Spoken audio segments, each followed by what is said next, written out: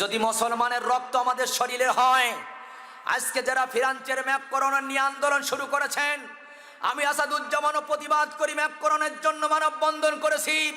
তবে শুনে রাখেন, এই ফিরাঞ্চের জমিনের ম্যাপকরণের আগে বাংলাদেশের নব্য নাস্তিক ওই ঢাকা বিশ্ববিদ্যালয় জিয়াউর রহমান আল্লাহর রাসূলের শিখানো সেই সালামকে জঙ্গিবাদ বলে ঘোষণা দিয়েছে।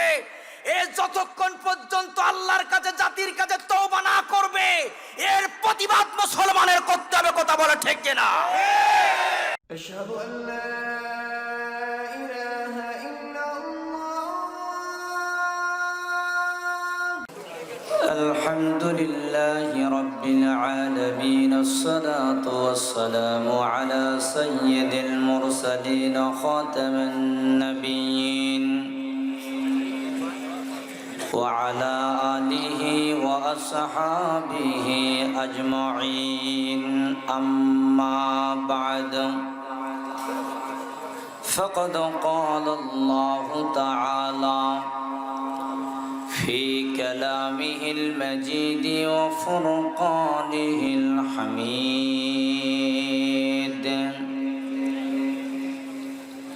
মরদুদ শয়তান থেকে পানা চাই। সবাই আমার সাথে পড়েন, আউযু বিল্লাহি মিনাশ শাইতানির রাজীম। বিসমিল্লাহির রাহমানির রাহিম।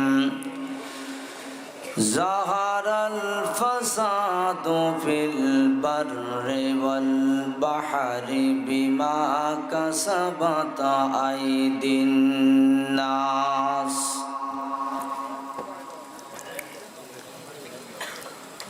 وقال رسول الله صلى الله عليه وسلم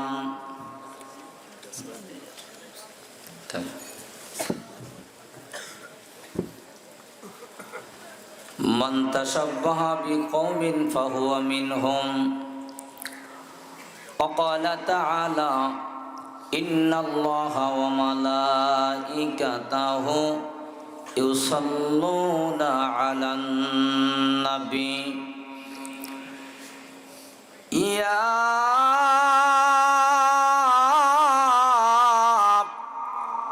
أيها الذين آمنوا صلوا عليه وسلموا تسليما।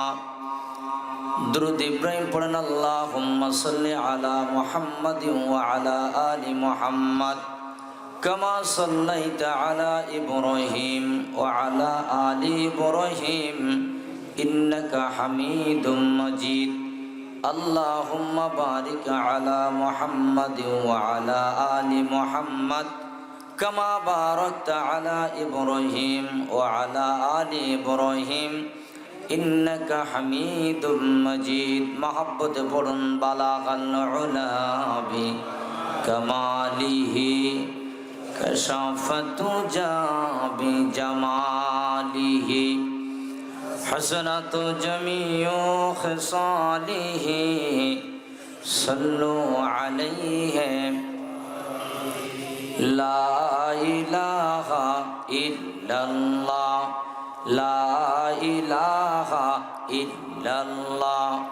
সবাই বলুন লা ইলাহা ইল্লাল্লাহ।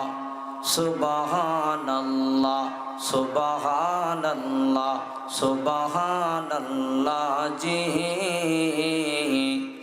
আমারে বা নাইসে মাওলা কবরের আসামি, আরে আমারে বা নাইসে মাওলা খাটিয়ার আসামি। সুবহানাল্লাহ সুবহানাল্লাহ। জি আমার বা নাইছে মাওলা কবরের আসামি।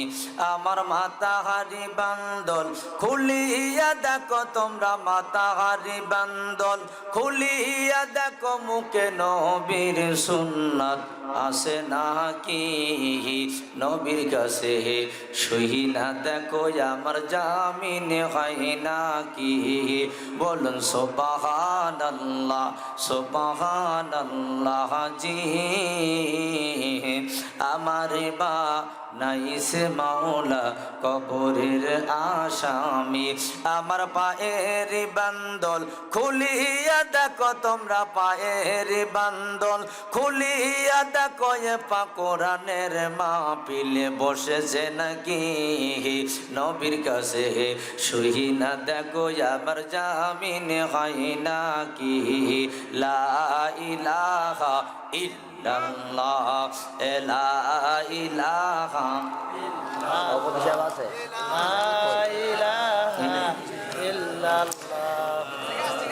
লা ইলাহা ইল্লাল্লাহু মুহাম্মাদুর রাসূলুল্লাহ সাল্লাল্লাহু আলাইহি ওয়াসাল্লাম। ঐতিহ্যবাহী ধুলিয়ার বরম্বরাজপুর সম্মিলিত পুরাতন বাজারখোলা জামে মসজিদ প্রাঙ্গণে অবস্থিত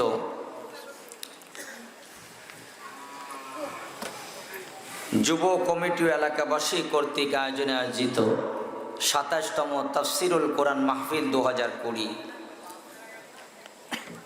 আজকের এই তাফসিরুল কোরআন মাহফিলের জনাব সম্মানীয় মুহতারাম মুকাররম সভাপতি, মাহফিলের সভাপতিত্ব করতেছেন জনাব আব্দুল মালেক সাহেব। এই মাশাআল্লাহ, বাংলাদেশে অনেক জেলাতে ঘুরে দেখলাম কিছু কিছু মাহফিলের সভাপতি এমন হয় যাদের মুখের দিকে একবার তাকালে আর মনে চায় না একবার তাকাতে, এরকম আছে না? কিন্তু আজকের মাহফিলের সভাপতির দিকে তাকান, বারবার মনটা চাবে, ঠিক কিনা? আল্লাহু আকবার। রাসূলের সুন্নাত দিয়ে সাজিয়েছেন পোড়া শরীর। আয় আল্লাহ, জনাব সম্মানের সভাপতি মহোদয় তার জীবনের গুনাহ, তার পিতামাতার জীবনের গুনাহ মাফ করে কিয়ামতের কঠিন বিপর্যস্তে আরশে আজিমের ছায়াতলে যেন স্থান দেন, সকলে বলুন আমিন। মাহফিল পরিচালনা যিনি আছেন হাফেজ আব্দুল্লাহ আমিন, পেশ ইমাম অত্র জামে মসজিদ। আজকে মাহফিলের প্রধান অতিথি যিনি চেয়ারম্যান ৮ নম্বর দুলিয়া ইউনিয়ন পরিষদের জনাব মিজানুর রহমান বাবু, প্রাণ ভরে মানুষটার জন্য দোয়া করি, গরিব দুঃখী মেহনতি মানুষের পরম হৃদয়ের বন্ধু হয়ে যাক, সকলে বলুন আমিন। আলোচনা রেখেছেন বন্ধুবর হাফেজ মাওলানা আবু তালেব সাহেব, হাফেজ নাজমুল সাকিব জিহাদি সহ ইসলামের অতন্ত্র প্রহরী নায়েবে রাসূল, পথহারা পথগুলো মানুষগুলোর সঠিক পথের দিশারি হযরত উলামায়ে কেরাম। বিশেষ করে সম্মুখপানে উপস্থিত অত্র এলাকা এবং পার্শ্ববর্তী এলাকার বিভিন্ন দিক থেকে ছুটে আসা, কোরআনের খোদা নিয়ে গভীর রাত পর্যন্ত বসা এক ঝাঁক তৌহিদি জনতা, বয়োজ্যেষ্ঠ বয় কনিষ্ঠ ধর্মপ্রাণ মুসলমান ভাইয়েরা, আমার পিতৃ সমতুল্য, আমার মাথার তাজ, মাথার মুকুট, মুরব্বী বাবারা, স্নেহের কচিকাচা বাচ্চারা, বিশেষ করে এরা কোন মায়ের সন্তান আমি জানি না, প্রত্যেকটা মায়ের গর্ভ ধন্য, যারা সারাদিন অক্লান্ত পরিশ্রম করেছেন এই তাফসিরুল কোরআন মাহফিলের জন্য, কথা বলুন ঠিক কিনা? আল্লাহ তার মায়ের গর্ভকে যেমন ধন্য করেছো, তার জীবনটাকে ধন্য করে ইসলামের জন্য খাদেম হিসাবে কবুল করে নেন তাদের, সকলে বলুন আমিন। উপস্থিত আছেন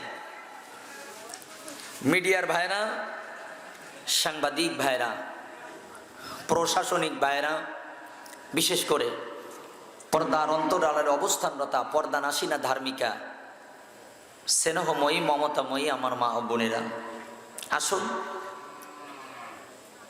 আমি আসাদুজ্জামান ছোট্ট একটি কোরআনের খাদেম, বেশি জ্ঞান আমার নাই, চেহারা ছোড়া তো খুব বেশি ভালো না, হয়তো রাত গভীর হয়েছে, আপনার আমার আকর্ষণে নয় কোরআনের আকর্ষণে এখানে বসে আছেন, নিঃসন্দেহে আমি বলতে পারি মহাবিশ্বের মহাবিশ্বয় মহাগ্রন্থ আল কোরআনুল কারীমের এই মাহফিলে বসে সর্বপ্রথম আমরা সেই মালিকের প্রশংসা করব, যে মালিক হাজারো মানুষের মধ্য হতে আপনাকে আমাকে বাছাই করে এই কোরআনের মজলিসে আসার এবং বসার তৌফিক দিয়েছেন। কথা বলুন ঠিক কিনা?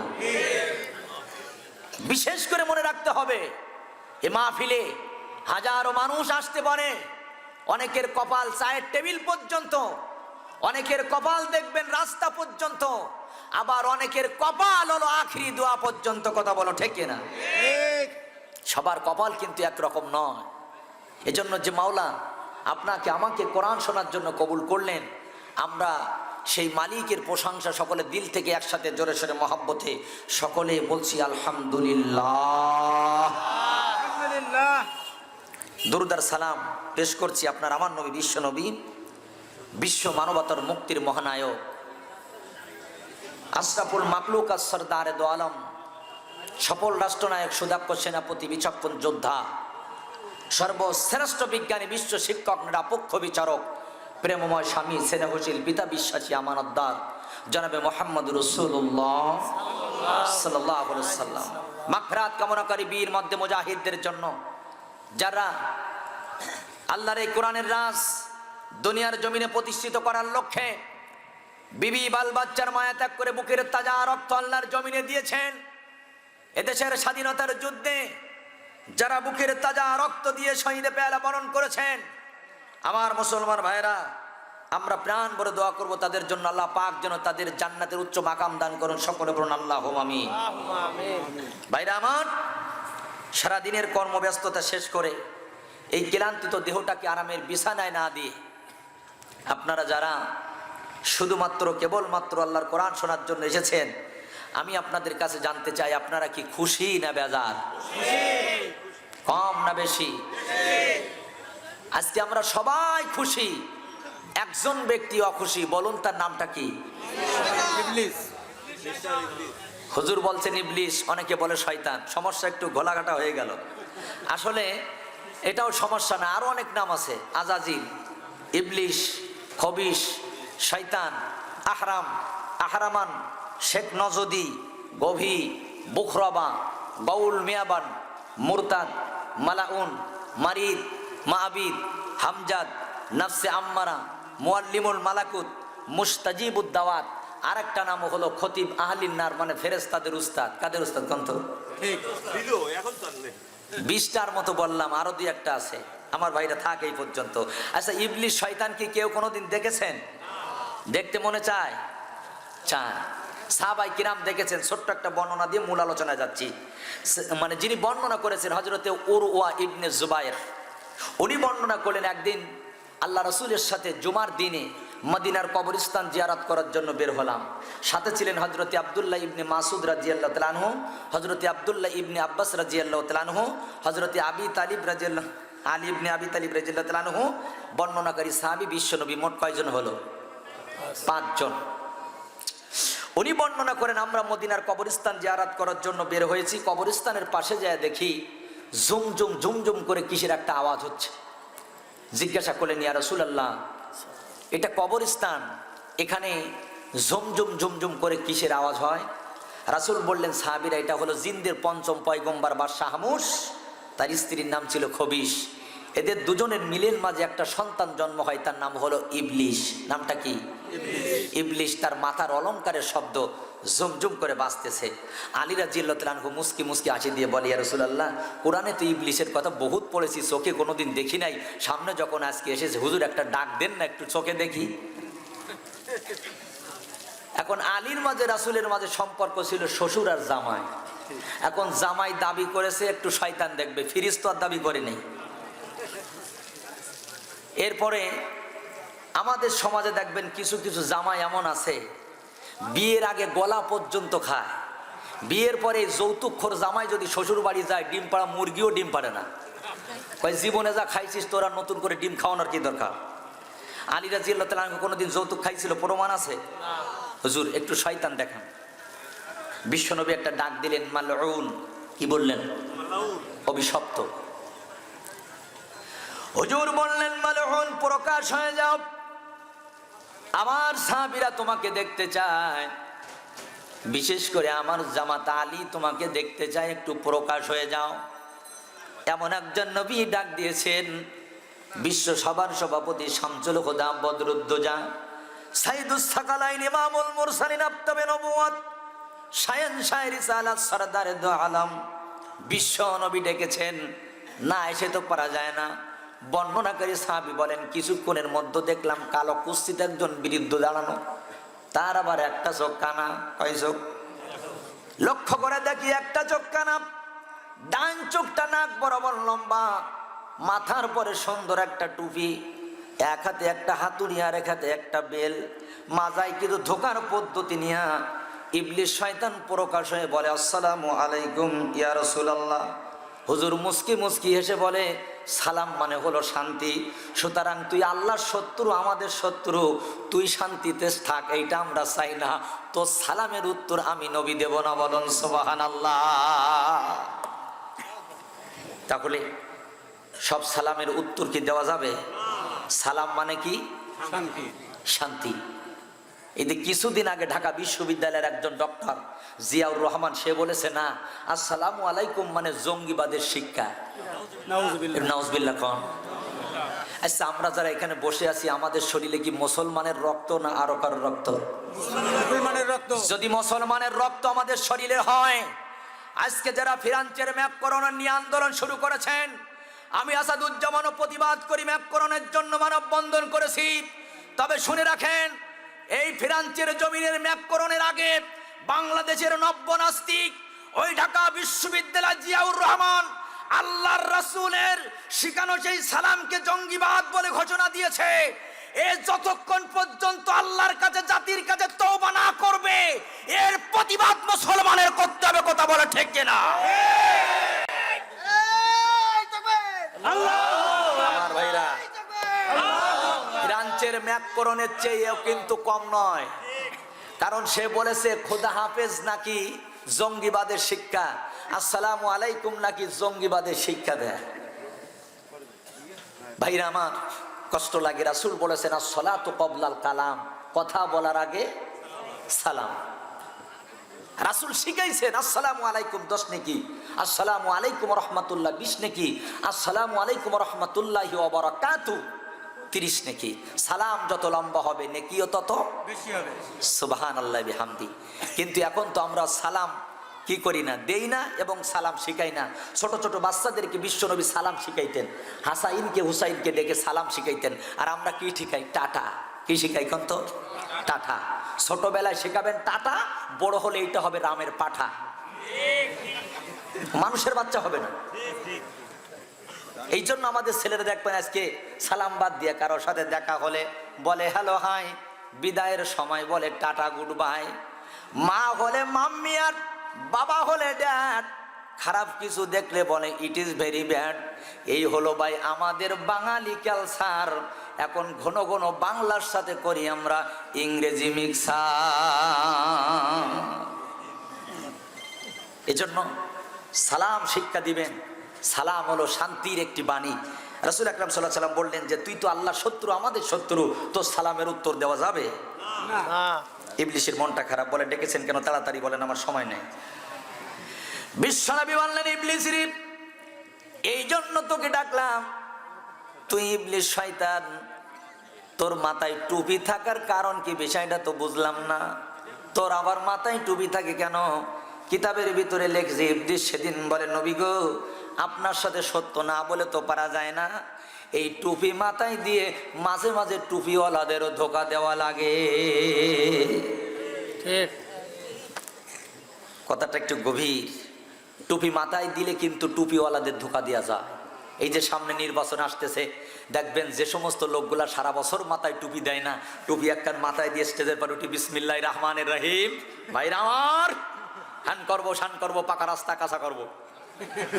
কথা বলেন না কা? আসরের নামাজ চাই মসজিদই পড়ে, আপনাদের দিকে হয়তো নেই। দেখবেন নির্বাচনের পরে আর মাথায় টুপি নেই। যাদের নির্বাচনের আগেও টুপি থাকে, পরেও টুপি থাকে, জিতলেও টুপি থাকে, হারলেও টুপি থাকে, এইগুলা হলো প্রকৃত টুপিওয়ালা আজ যারা ক্ষমতার জন্য কিছুদিন টুপি ব্যবহার করে ওগুলো হলো আমার ভাইজান ওই যে টুপিওয়ালা শয়তান।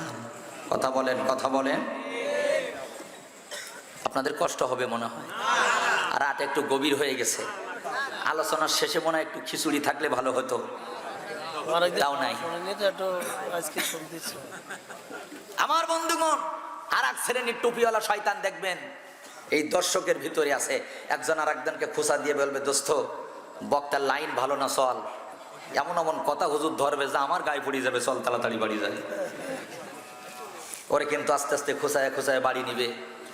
যে আপনার আজকে মাহফিল শুনতে ডিস্টার্ব করবে, বাড়ি যাওয়ার জন্য বলবে, বুঝবেন ওইটা আপনার বন্ধু না, ওটা কিন্তু টুপিওয়ালা শয়তান। কোরআনটা খুলবেন, 18 নম্বর সূরা, সূরাটার নাম হলো সূরাতুল কাহাফ। কোন সূরা? 57 নম্বর আয়াতখানা দেখবেন। আল্লাহ রাব্বুল আলামিন বলেন, ومن أظلم ممن ذكر بآيات ربه فأعرض عنها ونسي ما قدمت يداه। বলেন আল্লাহু আকবার। আল্লাহ বলেন, নবী আপনি জানান দিন, পৃথিবীর জমিনে যত জালেম আছে ওদের চেয়ে বড় জালেম আর একটাও পাওয়া যাবে না। যাদের সামনে কোরআনুল কারীমের তাফসীর করা হয়, কোরআনুল কারীমের মাহফিলে আসে, তারপরে তাদের সামনে কোরআন থেকে আলোচনা করে, অথচ তারা মুখটা ঘোরায় নেয়, কোরআনের মাহফিলে বসে না, লটপটি চটপটি বুট বাজা বাদাম বাজা খায় আর ঘুর ঘুর করে ঘুরে বেড়ায়। নবী আপনি জানা দেন এরা হলো পৃথিবীর জমিনে 1 নম্বরে জালেম। তাহলে আপনারা বলুন তো, কোরআনের মাহফিলে এসে কোরআন যদি না শোনে, সূরা কাহাফের 57 নম্বর আয়াতে তার জালেম বলেছেন কে? আল্লাহ। সুতরাং মাহফিলে আসবেন না, আপনার গুনাহ হবে না। মাহফিল শোনা আপনার জন্য ওয়াজিব, ফরজ নয়। আপনি বাড়িতে থাকেন, ঘুমাই যান, তাহাজ্জুদ পড়েন। তবে কোরআন শোনার নিয়াতে যদি কোরআনের মাহফিলে আসেন, মুসলমানের সন্তান হয়ে রাস্তার পরে এদিক ওদিক ঘোরাফেরা করবেন, এইটা আল্লাহ পাক সহ্য করবে না। নিঃসন্দেহে আল্লাহ বলেছেন আপনি একটা জালেম। কথা বলুন, ঠিক কিনা? মাহফিলে আসবেন তো মাহফিলে বসবেন। হ্যাঁ, যদি জায়গা না থাকে দাঁড়িয়ে থাকেন, সমস্যা নাই। হয়তো জায়গা সংকট, ওনারা দাঁড়িয়ে আছেন, সমস্যা নেই। তবে আপনি ডিস্টার্ব করতে পারবেন না। কথা বলুন, ঠিক কিনা? আমার ভাইরা, ডক্টর কামালের লেখা বাংলাদেশের সংবিধান 48 বছরে 17 বার সংশোধন হয়েছে। কতবার?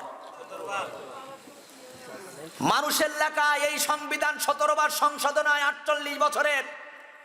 বাংলাদেশের সংবিধানকে যদি অমান্য করে, তার নামে যদি রাষ্ট্রদ্রোহী মামলা হতে পারে।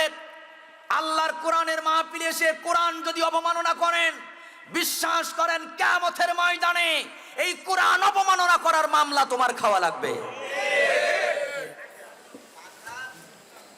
একটু আগে চেয়ারম্যান সাহেব যে কথাটা বলে গেলেন যে মাহফিল নিষেধ নাই, মাহফিল হবে ইনশাল্লাহ। তবে আপনারা সত্য কথার সাথে মাহফিলগুলা দেবেন, খুব ভালো লেগেছে। কিন্তু অনেক এলাকার চেয়ারম্যান সাহেব, অনেক মন্ত্রী মিনিস্টার যারা আছে, তারা বলে যে না, এখন মাহফিল দেওয়া যাবে না যতদিন করোনা দুনিয়ার থেকে না যাবে। এরকম অনেকে আছে না নাই? আমি বলি ভাই রে, কোরআনের পক্ষে যারা, আল কোরআন হুজ্জাতুল লাকা ওয়া আলাইক, এই কোরআনের পক্ষে যারা থাকবে, কোরআনকে যারা মহব্বত করবে, কিয়ামতের ময়দানে কোরআন তাদের সুপারিশ করে জান্নাতে নিয়ে যাবে। সুবহানাল্লাহ। মুসলমান বন্ধুরারে আমার, ইবলিস বলল এইটা দিয়ে টুপিওয়ালাদের ধোকা দেওয়া লাগে। তোর হাতে হাতুড়িয়ার বেল কেন? বলে এইটা এমন একটা যন্ত্র, কোনো মুসলমান যদি মুসলমানের সাথে ঝগড়া লাগায়, স্বামী স্ত্রী যদি ঝগড়া লাগায়, আমি টুন টুন টুন টুন করে বাজাইতে থাকি। যত জোরে জোরে বাজাই, তত বেশি এরা গালিগালাজ করে, তত বেশি এরা ফাঁসা কথা বলে। এমনকি এমনও কথা মাঝে মাঝে বলে ফেলে যে স্বামী স্ত্রী ঝগড়া যখন লাগায়, আমি টুন টুন করে বাজাই। এমনও কথা অনেক স্বামী বলে ফেলে, তোর তালাক, তোর মাপ তালাক, তোর 14 গোষ্ঠীর তালাক, বলে না? কিছুক্ষণ পরে বলে রাগের মাথায় তালাক দিলি কি তালাক হয়? আচ্ছা, রাগের মাথায় ঘরে আগুন দিলি ঘর পড়ে না? এক মহিলা বলে, হুজুর আমার স্বামী যে কতবার তালাক দিল আর কতবার নিল তার গোনাগিতা নেই। শোনেন, আপনি হাসতে হাসতে তালাক দেবেন, তালাক হবে। নেশা অবস্থায় তালাক দেবেন, তালাক হবে। তালাকের মাসলা বড় কঠিন। আমাদের এদেশে আজকে কিছু কিছু স্বামী আছে কতবার তালাক দিল, কতবার নিল, আর তাদের পেট থেকে যে সন্তানগুলো এসেছে এইগুলা কিন্তু আসলে ভালো জাতের বাচ্চা না, নিঃসন্দেহে ওইগুলো হারামজাদা। কথা বলো ঠিক কিনা? তালাক প্রাপ্ত স্ত্রীর কাছ থেকে ভালো জাতের বাচ্চা হতে পারে না। আর এই সমস্ত বাচ্চাগুলা বাপমারা যদি ভাত না দেয়, এই দোষ কিন্তু আপনি সন্তানদের দিতে পারবেন না। সাবধান বন্ধুরারি আমার। এইবার বলা হলো তোর মাজায় এইগুলা কি? বলে এইগুলা হলো ধোকার পদ্ধতি, যেখানে যেটা লাগে আমি সেইখানে সেটা খাটাই। আমি চিন্তা করি মানুষ যাতে জান্নাতে না যেতে পারে, মানুষকে আমি জাহান্নামে দিয়ে দেব। নবীজি বলে শোন, কোনো লাভ হবে না। আমার আল্লাহ পাক আমাকে জানিয়ে দিয়েছেন, নবী গো, ইবলিশ শয়তান ধোকা দিয়ে যদি 80 বছর পর্যন্ত কুপুরি করায়, আর আমার বান্দা যদি খাস দিলে একটা তওবা মেরে দেয়, আমি আল্লাহ তার জীবনের গুনাহগুলো মাফ করে ওই স্থানটা নেকি বানায়া দে। মানুষকে ধোকা দিবি তুই শয়তান, আর এই মানুষকে সঠিক পথ দেখাবে, মানুষকে জান্নাতের পথ দেখিয়ে দিবে মহাগ্রন্থ আল কোরআন। কোরআন মানো, কোরআন পড়ো, কোরআন ধারণ করো, কোরআন বোঝো, কোরআন খোঁজো, কোরআন নিয়ে মরো। কোরআন সাথী, কোরআন বাতি, কবর হাসর মাঠে কোরআন হবে সাফায়াতকারী জান্নাতে যেতে। রেখো না কোরআন আলমারিতে, দেখো না কোরআন খুলে, নিজেকে মাপো বাটকারাতে কোরআনের পাল্লায় তুলে। তাবিজ লেখার জন্য কোরআন ভেবো না শুধু তাই, গায়ফু দেওয়ার জন্য কোরআন ভেবো না শুধু তাই। কোরআন দেবে শ্রেষ্ঠ জীবন, কোরআন দেবে তোমার সুন্দর জীবন। এই কোরআনের আইনগুলা যদি মেনে নেওয়া হয়, এ তো চির অম্লান চির মুক্তির ডাক, এ যে মহাবাণী খোদারি কালামে পাক। ঠিক কিনা? এ তো চির অম্লান চির মুক্তির ডাক, এ যে মহাবাণী খোদারি কালামে পাক। এই দুনিয়া আর সেই দুনিয়া, এই দুনিয়া আর সেই দুনিয়া, শান্তি পাবে তুমি দো জাহানে। সমাধান সমাধান চাও যদি জীবনে মরণে, ফিরে যাও খুঁজে নাও, চোখ রাখবে কোনখানে? চোখ রাখো কোরআনে, তবেই পাবে সুখ শান্তির ঠিকানা, তবেই পাবে সুখ শান্তির ঠিকানা, যদি মেনে নাও তুমি মনে প্রাণে। সমাধান বলুন মারহাবা। কি 1 ঘন্টা সময় দিতে পারবেন? ইনশাআল্লাহ। ভাইরা আমার, তো আমি কোরআনুল কারীমের আমি ছোট্ট একটি আয়াত আপনাদের সম্মুখে তেলাওয়াত করেছি, শেষ করতে পারি নাই। জহারাল ফাসাদু ফিল বাররি ওয়াল বাহর বিমা কাসাবাত আইদিন নাস। আচ্ছা বলুন তো, এই জলে স্থলে যে বিপর্যয়গুলো দেখা যাচ্ছে, যে গজবগুলো আসতেছে, এগুলা কি অন্যের দোষ নাকি আমাদের দোষ? রাইট, এগুলা তো আমাদের হাতের কামাই। আমার ভাইরা, আজকে গোটা বাংলাদেশে হিন্দু বৌদ্ধ খ্রিস্টান একটি সংগঠন, যারা কয়েকদিন আগে চট্টগ্রামের বুকে ঢাকার বুকে প্রকাশ্য দিবালোকে বলতেছে, চরমনার 2 গালে জুতা মারো তালে তালে। নাউজুবিল্লাহ। আচ্ছা, চরমনায় যে মানুষটার এই উদ্দেশ্য করে বলল, তার মুখে কি দাড়ি নাই? তার মাথায় কি টুপি নাই? গোটা বাংলাদেশে যত ওরস আছে, যত মাহফিল আছে, সেখানে যান। আজ চরমনার একটি মাহফিলে যায় দেখেন, সেখানে কোনো বিড়ির দোকান নাই, সেখানে কোনো গাঁজার দোকান নাই। চরমনার মাহফিলে কোনো নাকদদোলা চড়ে না। চরমনার মাহফিলে একটি যুবক দাড়ি না রেখে গেছে, আল্লাহু আকবার খাস দিলে তওবা করে শার্ট ছিঁড়ে লম্বা জামা গায়ে দিয়ে মাথায় পাকড়ি বেঁধে বাড়িতে চলেছে। কথা বলে ঠিক কিনা?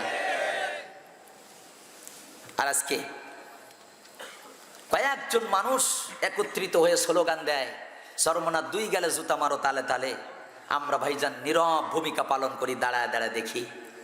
অশোক কুমার ঘোষ হাইকোর্ট পর্যন্ত সিরকুট লিখেছে যে বাংলাদেশ থেকে রাষ্ট্রধর্ম তুলে দিতে হবে। নাউজুবিল্লাহ। বাংলাদেশে রাষ্ট্রধর্ম থাকা যাবে না। আমরা নীরব ভূমিকা পালন করলাম। শুধু তাই নয়,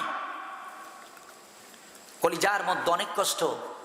গোটা বিশ্ব যখন করোনা মহামারীতে থমকে গেছে, অসংখ্য গণিত মানুষ পৃথিবীর জমিন অসহায় অবস্থায় ছেড়েছে। এতটা অসহায়, ছোট ছোট বাচ্চাগুলা মা মা করে চিৎকার করে, গর্ভধারিণী মা সন্তানের কাছে যায় না করোনার ভয়ে। আব্বাকে মাকে অস্বীকার করে সন্তানরা হাসপাতাল থেকে পালিয়ে যায়। জানাজা নাই, কাফন নাই, একটা প্যাকেটে করে মাটিতে দাফন করা হয়, জ্বালিয়ে দেওয়া হয়। এমন একটি পরিস্থিতির মধ্যে গোটা বিশ্বে একটি রাষ্ট্র ফ্রান্স, সে দেশের সরকার ম্যাকরন আপনার আমার নবীকে এমন অশ্লীল ছবি প্রদর্শন করে গোটা জাতি কেমন কষ্ট দিয়েছে। প্রত্যেকটা মুসলমানের হৃদয়ে রক্তকরণ হচ্ছে, কথা বলো ঠিক কি? আজকে আমরা যদি দল মত নির্বিশেষে সকলে একসাথে এক সংগঠনে এসে প্রত্যেকে হুঙ্কার ছেড়ে বলতাম, ফ্রান্সের সরকার ম্যাকরন শুনে রাখ, আমরা মুসলমানের বাচ্চা, ইমানে সাচ্চা, আমাদের মাকে কেউ গালি দিলে হয়তো প্রয়োজনে মেনে নেব, বাবাকে কেউ গালি দিলে হয়তো প্রয়োজনে মেনে নেব, আমাদের সন্তানদের গালি দিলে হয়তো প্রয়োজনে মেনে নেব, আমাদের আত্মীয়দের গালি দিলে হয়তো প্রয়োজনে মেনে নেব, কিন্তু কসম খোদার মুসলমানের রক্ত যার শরীরে আছে, আমাদের কলিজার নবী পিয়ার নবীকে গালাগালি করলে মুসলমান সহ্য করবে না, কথা বলে ঠিক কিনা?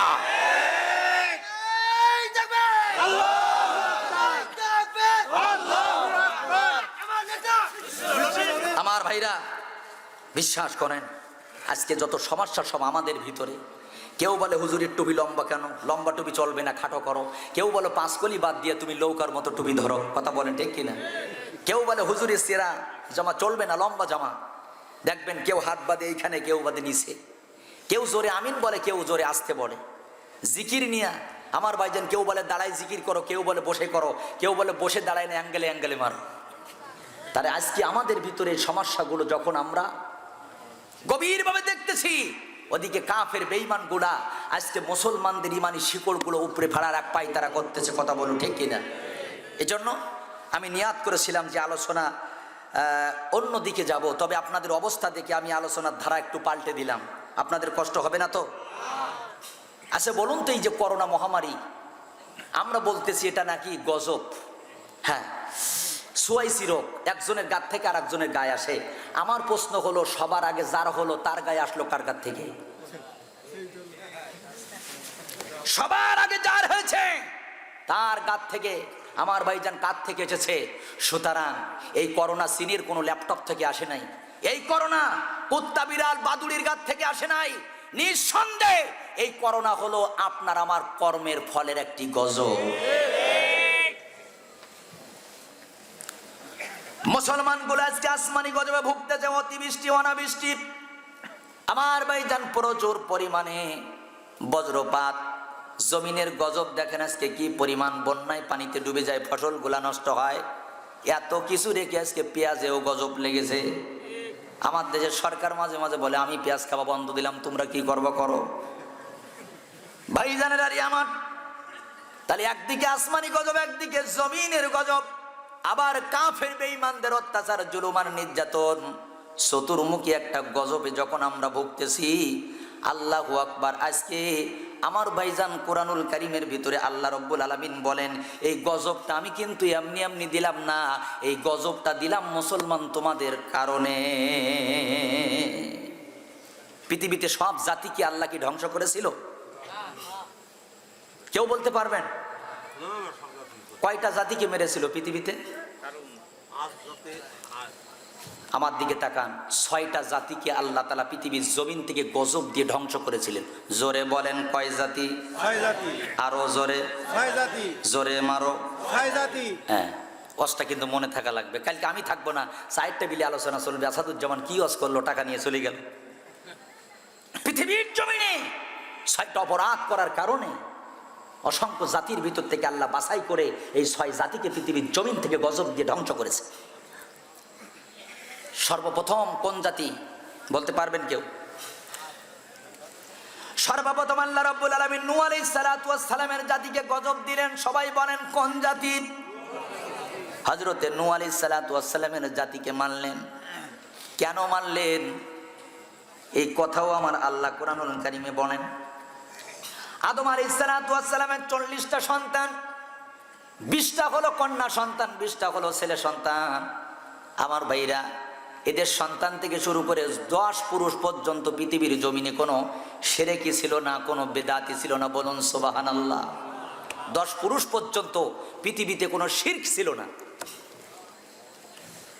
মুসলমান বন্ধুরা আমার, সূরা নূহের ভিতরে আপনি দেখবেন অকালু লা তাজারুন্না আলিহাতাকুম ওয়ালা তাজারুন্না ওয়াদ্দাও ওয়ালা সুআও ওয়ালা ইয়াগুসা ওয়া ইয়াউকা ওয়া নাসরা। আল্লাহ বলেন ওয়াদ, সুআ, ইয়াগুস আর নাসর কয়জন হলো? ইয়াউক আর নাসর মোট 5 জন। ইবলিস শয়তান নূহ আলাইহিস সালাতু ওয়াস সালামের কওমের কাছে এসে সর্বপ্রথম একটা ধোঁকা দিল।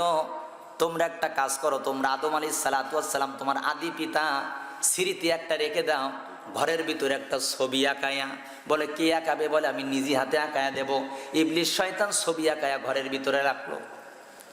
2 বছর চলে গেছে।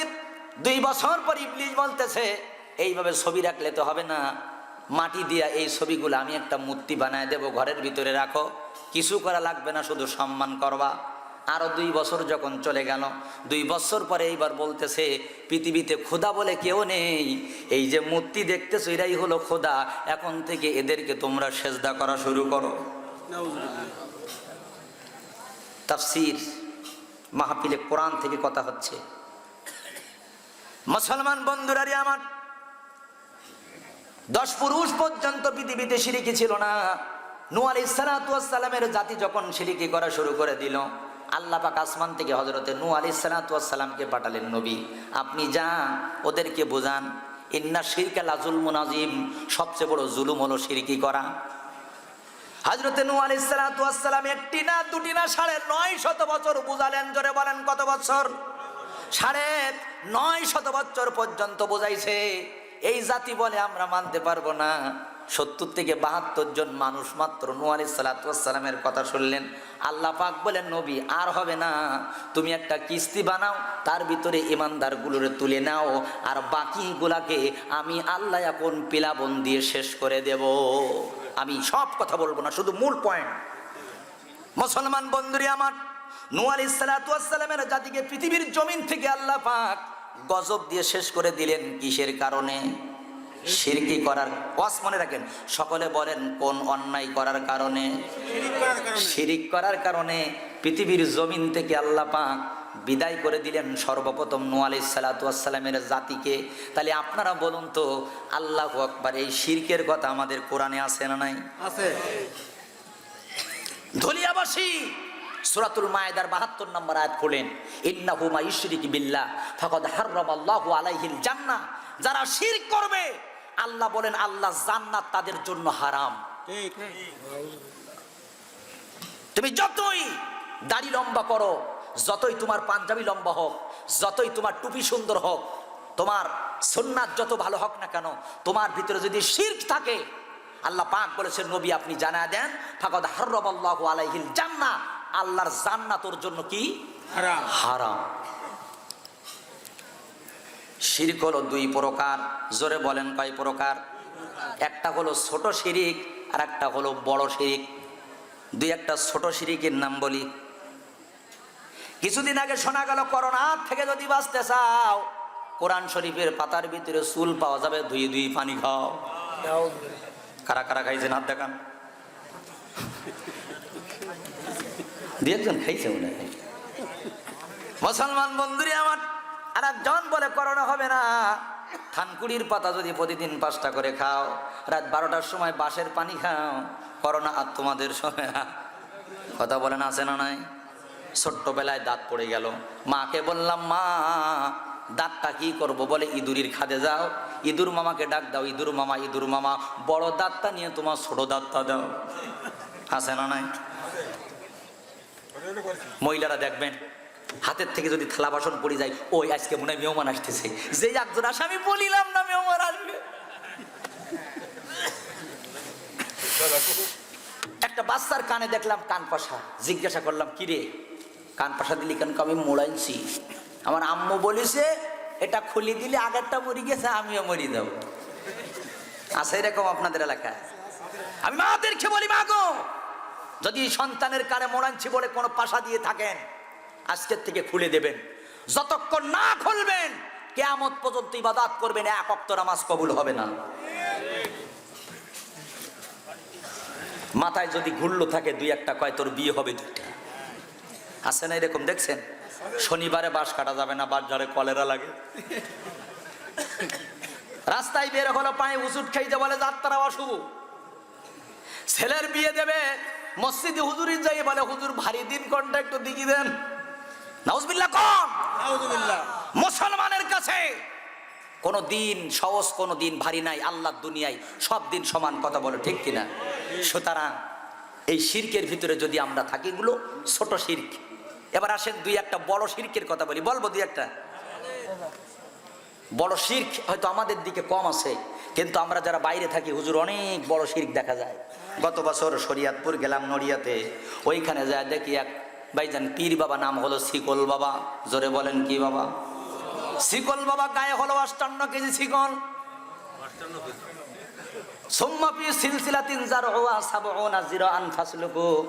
জাহান্নামীদেরকে শিকল দিয়ে বাঁধা হবে। আমার মনে পড়ে গর, তাই তো জীবনে এত আকাম কোকাম এই পীর করেছে যে জাহান্নামে যাওয়ার আগে নিজেই শিকল বড়ি বসে আছে। ভাইজানের আরে আমার, আমি গত বছর মাহফিল করতে গেলাম কুমিল্লাতে মাহফিল করে সকালবেলা আসবো। একজন আমার বলে হুজুর কই যাবেন? বলে বাড়ি যাব। বলে যাবেন না, আমাদের এলাকায় নতুন একজন পীর সাহেব আসছেন, দেখা করবেন। বলে কি নাম? বলে বিড়ি বাবা আব্দুল মালেক। কি নাম? ইউটিউবে সার্চ করবেন, দেখবেন বিড়ি বাবা আব্দুল মালেকের দেখা যাবে। আমি চলে গেলাম বিবি বাবার দরগায়। বিড়ি বাবারে এত বাবা দেখলাম, খাজা বাবা, গাজা বাবা, পাগলা বাবা, ন্যাংটা বাবা, সলেমান বাবা, বাবারে বাবা, ওরে বাবা, কিন্তু বিড়ি বাবারে তো জীবনে দেখিনি। বিড়ি বাবার দরবারে চলে গেলাম, 100 মতো লাইনে দাঁড়িয়ে আছি। একজনে জিজ্ঞাসা করলাম, ভাই বিড়ি বাবার কি হয় দরবারে? বলে হুজুর জানেন না, বিয়ে হয়েছে 20 বছর, বাচ্চা কাচ্চা হয় না। বিড়ি বাবারে এক টান বিড়ি খেয়ে আমার বউ গর্ভবতী হয়ে গেছে। আস্তাগফিরুল্লাহ। চিন্তা করলাম, বাবা যে জিনিস পুরুষেও পারে না সেই জিনিস বিড়িতে কাজ হয়। এই জন্য দুই এক মুসলমান দেখবেন বাথরুমের মধ্যে বসে বসে খায়। আছে না এরকম? আপনাদের দিকে আছে? আরে কি বলবো, দুই এক চাচাও মাঝে মাঝে এই কাজ করে। বাইরে ঢাকার দোহারে চলে যাবেন, সেখানে দেখলাম এক হজ বাবার দরবার, বড় সাইনবোর্ড। হজ বাবার দরবারে ঢুকে পড়লাম। বাইতুল্লাহর মতো একটা ইট দিয়ে বানানো। তার খাদেমগুলা বলতে যে হুজুর লক্ষ লক্ষ টাকা করে আর খরচ করে মক্কা মদিনায় যাওয়া লাগবে না, এটা হলো হজ বাবার দরবার। 9 চৈত্র খালি এইখানে আসবেন, 7টা পাক মেরি বাড়ি চলে যাবেন, আপনার হজ কবুল হয়ে যাবে। সেগুলো কি মুনিশি জাত এরকম? তো খাজার নামে মাজার করে, খাজার নামে মাজার করে দেখায় যারা খাজার শান, দিনে করে ভণ্ডামি আর রাত্রি মারে গাজাইটা। কথা বল ঠিক কিনা? খাজার নামে মাজার করে, খাজার নামে মাজার করে, খাজার নামে মাজার করে দেখায় যারা খাজার শান, দিনে করে ভণ্ডামি আর রাত্রি মারে গাজাই টান, দিনে করে ভণ্ডামি আর রাত্রি মারে গাজাই টান। দাড়ি টুপি নাই যে ওদের আছে শুধু চুল, সুন্নাতের খবর নাই সে আশেকে রাসূল। কথা বলেন। মাজারে যাবে যারা তারা হবে সর্বহারা, মাজারে যাবে যারা তারা হবে ঈমান হারা। দেখলে যায় না সেনা মানুষ নাকি হনুমান, দিনে করে ভণ্ডামি আর রাত্রি মারে গাজাইটা। অবাক হয়ে যায়। সর্বপ্রথম যে জাতিকে আল্লাহ তাআলা পৃথিবীর জমিন থেকে গজব দিয়েছেন, একটি অপরাধের কারণে, শিরক করার কারণে, মূর্তি বানানোর কারণে, আজ বাংলাদেশের স্বাধীনতার স্থপতি বঙ্গবন্ধু শেখ মুজিবুর রহমানের জন্য আমরা প্রাণ ভরে দোয়া করি, ওনাকে আল্লাহ জান্নাতবাসী দেখ। তবে ওনার মূর্তি বানিয়ে ওনার কবরে আযাব হবে, এটা আমরা যখন চাই না, এক শ্রেণীর মানুষ এই কথা বলার জন্য আলেমদের দেখতে পারে না। তারা ফতোয়া দেয় মূর্তি হলো এক জিনিস, ভাস্কর্য হলো আর এক জিনিস। আরে ভাই, ও ভাস্কর্য যা, মূর্তিও তা, একই জিনিস। কিছু নামধারী আলেম আছে আমার ভাইজান, তারা এটাকে মানে পার্থক্য করতে চায়। ভাস্কর্য আর মূর্তি, যেটাকে পূজা করা হয় এটা হলো মূর্তি, আর যেটা পূজা না করে এটা হলো ভাস্কর্য। আমরা বলি শোনো, সেদিন আমরা আজকেই বুঝলাম যে আসলে ভাস্কর্যর মূর্তি কাকে বলে। আপনাদের কষ্ট হচ্ছে নাকি? আলোচনা কি চলবে না বন্ধ হবে? লিল্লাহি তাকবীর। দুহাত তুলে দেখান লিল্লাহি তাকবীর। হাত নামান। আমার ভাইরা, আপনার আমার নবীকে সাম্যশীল মূর্তি বানিয়েছিল। এই মুসলমানের প্রতিবাদ করার কারণে সাম্যশীল থমকে গেছে। তসলিমা নাসরিন একজন নাস্তিক ছিল, বেশি সংগঠন লাগে নাই, কয়েকজনের প্রতিবাদে সে বাংলাদেশ ছেড়ে ইন্ডিয়ায় গেছে। ঠিক। দাউদ নাস্তিক ছিল, সকলের প্রয়োজন হয় নাই। আমার দেশের সরকারকে আমরা ডাকি নাই, কয়েকজনের প্রতিবাদে সে দাউদও ছেড়ে চলে গেছে। সুতরাং একটা দেশে 10টা 5টা নাস্তিক থাকতে পারে, এদেরকে প্রতিবাদ করার জন্য লক্ষ লক্ষ তৌহিদে জনতা যথেষ্ট। সে দেশের সরকারকে আমরা ডাকি না, কষ্ট দেই না। কিন্তু কোন দেশের সরকার যদি রাষ্ট্রীয়ভাবে ঘোষণা দেয়, ফ্রান্সের সরকার বলেছে আমার দেশে তোমাদের নবীর অপমান চলবে, আমি মনে করি আর কোন সংগঠনের আশায় বসে থাকলে চলবে না। আমার দেশের সরকারের ফরজ হয়ে গেছে রাষ্ট্রীয়ভাবে প্রতিবাদ করার, কথা বলে ঠিক কিনা? কোন সংগঠনের জন্য আপনি বসে থাকবেন না, কারণ আপনি একজন হাজী সাহেবান। আমরা জানি আপনি কোরআন তেলাওয়াত করেন, আপনি বিশ্বনবীর ভালোবাসেন। তবে অনুরোধ আপনার কাছে যে আপনার পক্ষ থেকে একটি মিছিল এখনো আমরা দেখতে পাইনি, কথা বলেন ঠিক কিনা? এটা জাতি দেখতে চায়। বিশ্বনবী নিজেই বলেছে, যতই তোমরা নামাজ রোজা হজ যাকাত করো না কেন, যতক্ষণ পর্যন্ত আমাকে তোমরা জীবনের চেয়ে বেশি না ভালোবাসবে, ততক্ষণ পর্যন্ত ইমানদার হতে পারবে না। স্যার ব্যবস্থা করে দেন।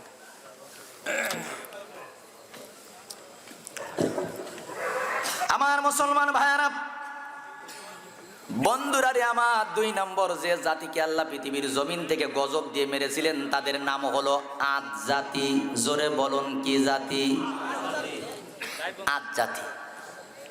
এই আজ জাতিকে আল্লাহ রব্বুল আলামিন পৃথিবীর জমিন থেকে গজব দিয়ে মেরেছিলেন। আমার মুসলমান ভাইয়েরা, কোরআনুল কারীমের ভিতরে আল্লাহ পাক বলেন, আলাম তারা কাইফা ফাআলা রাব্বুকা বিআদ ইরামা যাতিল ইমাদ। বলেন আল্লাহু আকবার।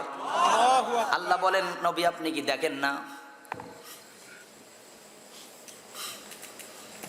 নবী আপনি কি দেখেন না আদ জাতির সাথে আমি কি ব্যবহার করলাম? সূরা ফজরের ভিতরে আল্লাহ বলেন, আলাম তারা কাইফা ফাআলা রাব্বুকা বিআদ ইরামা যাতিল ইমাদ। এদের দাদার নাম ছিল ইমাদ। এই আদ জাতির সাথে কি ব্যবহার করেছি নবী আপনি জানেন না? এই আদ জাতি 12 হাত লম্বা ছিল। জোরে বলেন, কয় হাত? পৃথিবীর জমিনে 12 হাত লম্বা ছিল আদ জাতি। এদের আল্লাহ পাক এত শক্তি দিয়েছিলেন, পৃথিবীতে কোনো মানুষের গায়ে এত শক্তি হয় না। কোনো পাথরের পরে যদি জোর করে একটা লাথি দিত, 2-3 ইঞ্চি পাথরটা ডিপ হয়ে যেত। এই আজ জাতি এত উঁচা করে বিল্ডিং তৈরি করেছিল, পৃথিবীতে অন্য কেউ আর এত উঁচা করে বিল্ডিং বানাইতে পারে নাই। আমার মুসলমান বন্ধু, এই আজ জাতি পৃথিবীতে এসে একটি অন্যায় করেছিল। তারা শুধু পৃথিবীতে একটি কথা বলতো, আমাদের চেয়ে শক্তিশালী আর কেউ নাই। এদের একটি অন্যায় অপরাধ, যেটা বলতো আমাদের চেয়ে ক্ষমতাওয়ালা শক্তিশালী আর কেউ নেই। আবার মুসলমান ভাইরা, হযরতে হুদ আলাইহিস সালাতু ওয়াস সালামকে পাঠিয়ে দিলেন, নবী আপনি চলে যান, এদেরকে বুঝান ইন্নাল্লাহা আলা কুল্লি শাইইন, সমস্ত ক্ষমতার মালিক কে? আল্লাহ। আজ জাতি কি হযরতে হুদ আলাইহিস সালাতু ওয়াস সালাম বুঝাইলেন, লা ইলাহা ইল্লাল্লাহ, আল্লাহ ছাড়া কোনো মাবুদ নাই, আল্লাহ ছাড়া কোনো ক্ষমতাওয়ালা নাই। এরা বলে আমরা পাথরের গায়ে লাথি দিলে পাথর পর্যন্ত ফেটে যায়, আমরা তো উঁচা করে বিল্ডিং বানাইছি, আমাদের মতো ক্ষমতাওয়ালা পৃথিবীতে আর কেউ নাই, সুতরাং আমরা শক্তিশালী, আমাদের সাথে শক্তি দেখাইতে আইসো না। 3 বছর পর্যন্ত আল্লাহ বৃষ্টি বন্ধ করে দিল। কয় বছর? 3 বছর পর্যন্ত বৃষ্টি নাই। সূরা হাক্কতের ভিতরে আল্লাহ বলেন, ও আম্মা আদুম ফাউহলিকু বিরিহিন সারসারিন আতিয়া সাক্কারাহা আলাইহিম সাবআ লায়ালি ওয়া সামানিয়াতা আইয়াম হুসুমান ফাতারাল কওমা ফিহা সারআ কাআন্নাহুম আ'জাযু নাখলিন খাওয়িয়া। বলেন আল্লাহু আকবার। আল্লাহ বলেন, আমি 7 রাত আর 8 দিন, 7 দিন আর রাত একাধারে আল্লাহ বললেন আমি একটা ঠান্ডা বাতাস দিলাম। এত ঠান্ডা বাতাস নবী আপনি যদি দেখতেন যে খেজুরের খান্ডিগুলো যেভাবে পড়ে থাকে, মানুষগুলো মরে ঠিক এইভাবে পড়ে আছে। ক্ষমতা দেখাইছিল কার সাথে? আল্লাহর সাথে। আল্লাহ বলে আমি একাধারে 7 রাত 8 দিন কি করলাম? এদেরকে ঠান্ডা বাতাস দিয়ে এদেরকে পৃথিবীর জমিন থেকে বিদায় করে দিলাম। অপরাধ ছিল ক্ষমতা দেখানো। আপনারা বলুন তো, আমাদের দেশে ক্ষমতা দেখানোর মতো লোক আছে না নাই? 11 বছর বয়স, পানিতে ডুব মারলে পাশা ভেসে ওঠে, ও নাকি এলাকার বড় ভাই। দেখছেন আপনারা? 5-7 জন একসাথে চায়ের টেবিলে ওই খা, ইচ্ছা মতো খায়। খাওয়ার পরে দোকানদার বসে আছে, যাওয়ার সময় কয় একটা সিগারেট দে, সিগারেট দিয়ে চলে যাচ্ছে। দোকানদার বেচারা গরিব মানুষ বলে ভাইজান টাকা দেবেন না? 150 টাকা বিল। এক সামসা বলে এ তুই ভাই চিনিস নি? এলাকার বড় ভাই বেয়াদব কোথাকার, টাকা দেওয়া। মুসলমান বন্ধুরা রে আমার, এই জাতীয় বড় ভাই আপনাদের এলাকা আছে না নাই? বড় ভাই দেখবেন, এমন বড় ভাই, আমার ভাইজান বড় ভাই মোটর সাইকেলে উঠবে আর পিছনে সামসাগুলা থাকবে। বড় ভাইয়ের আগে যদি কোনো মোটর যায় তার খবর আছে। বন্ধুরে আপনার আমার নবী বিশ্ব নবী শিক্ষা দিয়েছেন, শোন। নবীজি যখন রাস্তা দিয়ে হাঁটতেন বুকটা কুজু করে হাঁটতেন। একজন বলে ইয়া রাসূলুল্লাহ, আপনি রাস্তা দিয়ে হাঁটেন কুজু হয়ে হাঁটেন কেন? নবীজি বললেন সাহাবীরা রে, এই সিনাটা টান টান করে হাঁটলে অহংকার বেড়ে যায়। গরিব সাহাবীগুলোকে সামনে দিতেন। বিশ্বনবী যখন নিচ থেকে পাহাড়ে উঠতেন ঘন ঘন আল্লাহু আকবার বলতেন, আল্লাহ মহান, আল্লাহ মহান। একজন বলে ইয়া রাসূলুল্লাহ, আপনি নিচ থেকে উপরে ওঠার সময় আল্লাহু আকবার বলেন কেন? রাসূল বলে আমি এখন নিচ থেকে উপরে উঠতেছি আল্লাহ, আমি যত উপরে উঠি না কেন আমি কিন্তু বড় না আল্লাহ, আপনিই বড়, এই জন্য বারবার করে এই কথা বলছি সুবহানাল্লাহ। আর আজকে আমি তাদেরকে বলবো, বড় ভাই অন্যায়ভাবে জমি দখল করে খাচ্ছেন, ক্ষমতার বলে মাহফিল বন্ধ করে দিয়েছেন, অন্যায়ভাবে গরিবের গালে চড় দিয়েছেন, অন্যায়ভাবে রাস্তা বন্ধ করে দিয়েছেন, অন্যায়ভাবে গরিবের মেয়েকে আরেকজনের সাথে জোর করে বিয়ে দিয়েছেন। সাতক্ষীরা হাসপাতালে যান, দেখেন এই যে হাত দিয়ে তো করতো, স্টক করার পরে আর নিজের হাত এখন আর নিজের গালে ওঠে না। পার্লামেন্টে আইন করে যদিও চাও বাঁচতে, হঠাৎ একদিন মরণ এসে বলবে সাহেব আসতে। কথা বলেন ঠিক কিনা? ঠিক আছে তো? তাড়াতাড়ি যেতে হবে, চলো আমার সাথে।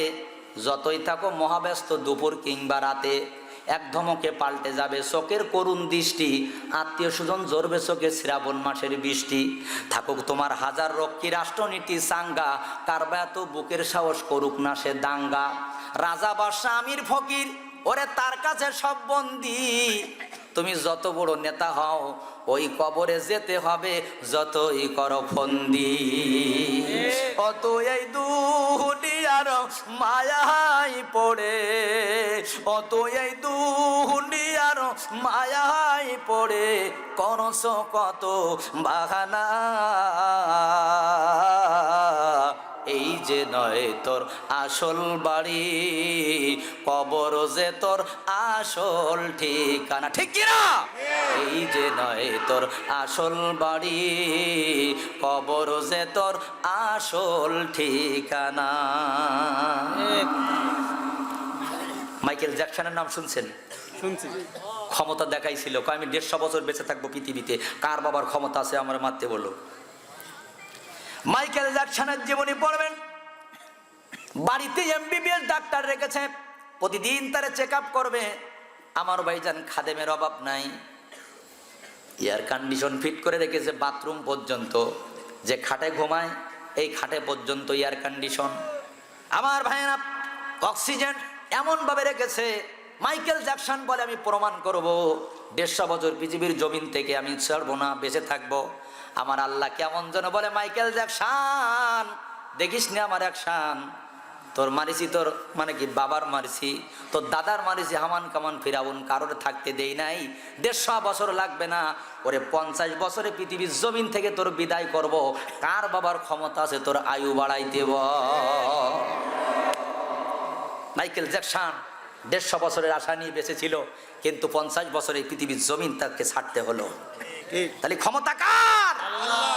তাহলে আমাদের কোনো ক্ষমতা আছে না। তারপরে আমরা বুলবুলির সাথে ক্ষমতা দেখাই, বুলবুলির সাথে মোকাবেলা করা সব প্রস্তুতি গ্রহণ করেছি। হ্যাঁ হ্যাঁ, করোনার সাথে আমরা মোকাবেলার প্রস্তুতি গ্রহণ করলাম, আমপানের সাথে মোকাবেলার প্রস্তুতি গ্রহণ করলাম। আল্লাহ বলে বেটা করোনার সাথে কি এমন প্রস্তুতি গ্রহণ করবি, যেদিন বুলবুল হলো, আমার মাহফিল ছিল রংপুরে, ভাইজানরা আমার বাড়ির দিকে ফোন দিয়ে শুনলাম শা শা শুধু শব্দ। বিবিরে বললাম কি হয়, বলে বুলবুল হয়, একজনের ঘরের চাল আর একজনের ঘরে উড়ে যায়, একজনের বাথরুম আর একজনের উঠোনে। অথচ রংপুরে আমরা মাহফিল করলাম কোনো কিছু না। আল্লাহ আল্লাহু এদিকে সব ঘর বাড়ি বাথরুম উড়ে যাচ্ছে, অথচ ওখানে কোনো কিছু না। এ ক্ষমতা কার? আচ্ছা বলুন তো, এটা যদি কোনো দলের লোকজনে করতো, একজনের গাছ ভাঙতো, একজনের বাথরুম উড়ায় দিত, কমপক্ষে 1000 লোকের নামে মামলা হতো। কিন্তু যে আল্লাহ পাক তোমার গাছ ভেঙেছে, আল্লাহ পাক তোমার এমনি ভাবে ফসল নষ্ট করেছে, যে আল্লাহ পাক তোমার বিল্ডিং এর লিন্টন ফাটাই দিয়েছে, সেই আল্লাহর নামে মামলা তো দূরের কথা, একটা জিটি করার ক্ষমতাও তোমার নাই। কিসের ক্ষমতা দেখাও বেটা? অথচ আমরা কি এক জাতি, এখন করোনার সাথেও ক্ষমতা দেখানো শুরু করছি। লজ্জা থাকা উচিত। মুসলমান বন্ধুরা রে আমার, বলতেছিলাম বাজান, তাহলে আপনারা বলুন তো সমস্ত ক্ষমতার মালিক কে? আল্লাহ। মহিলারা বলে না, একদিকে হলো আল্লাহ আর আমাদের আছে এক বিউটি পাল্লা। যত তুমি কালো করে বানাও না কেন, আমরা 8 ঘন্টা পর সাদা হয়ে বের হব। আছে না এরকম? এ আল্লাহর সাথে পাল্লা দেয়। একদিকে আল্লাহ, এরা বলে আমাদের নাম হলো বিউটি পাল্লা। কালো কালো মেয়েগুলো ঢুকবে, ফিঙির মতো কালো মেয়ে একেবারে লাইটের মতো ফকফকা হয়ে বের হবে। আমার দেশের মহিলাগুলো এত খারাপ, এরা বছরে বছরে এখন তালাক দিতেছে। গত 19 সালে তালাক দিল সুস প্যান্ট, মাও পরে সুস, মেয়েও পরে সুস, ছেলেরে পরায় সুস। সুস আর ভালো লাগে না। 20 সালে এসে এমন পায়জামা ধরিছে আমাদের লুঙ্গির সেই বড়। কথা বলেন না কেন? জিজ্ঞাসা করলাম নাম কি? কয় ফিলাজু। ফিলাজু।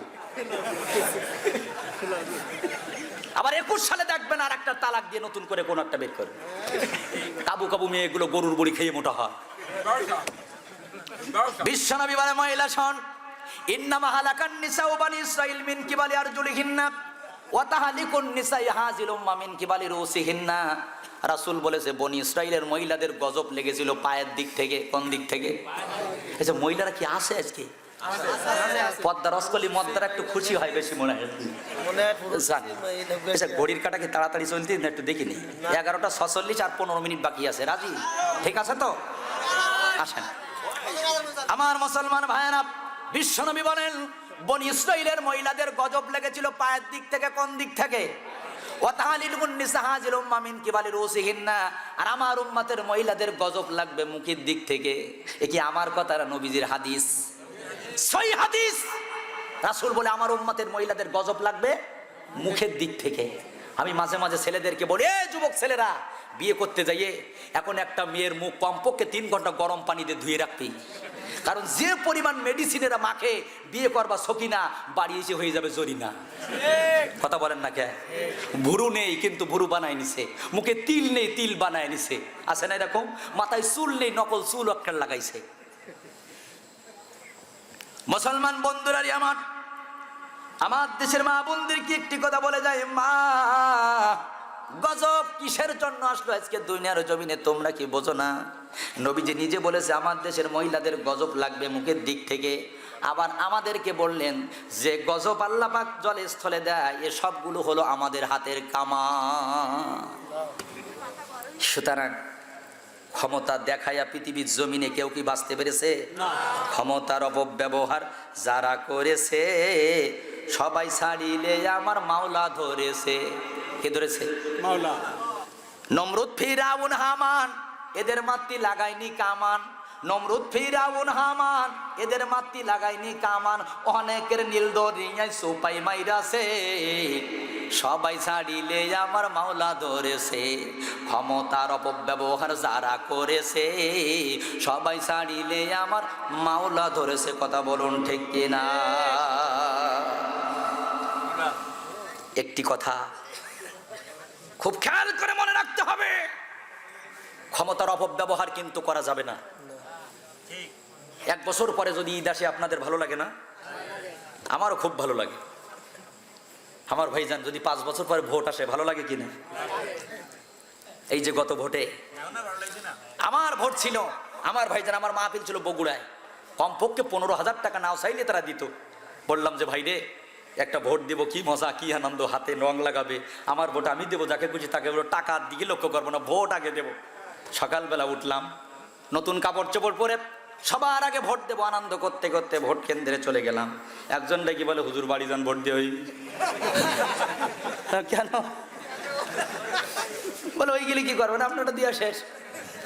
ভাই জানলে আমার, আমি বললাম বিশ্বাস করি না, বাড়ির থেকে কেবল আসলাম, কেমনে হয়?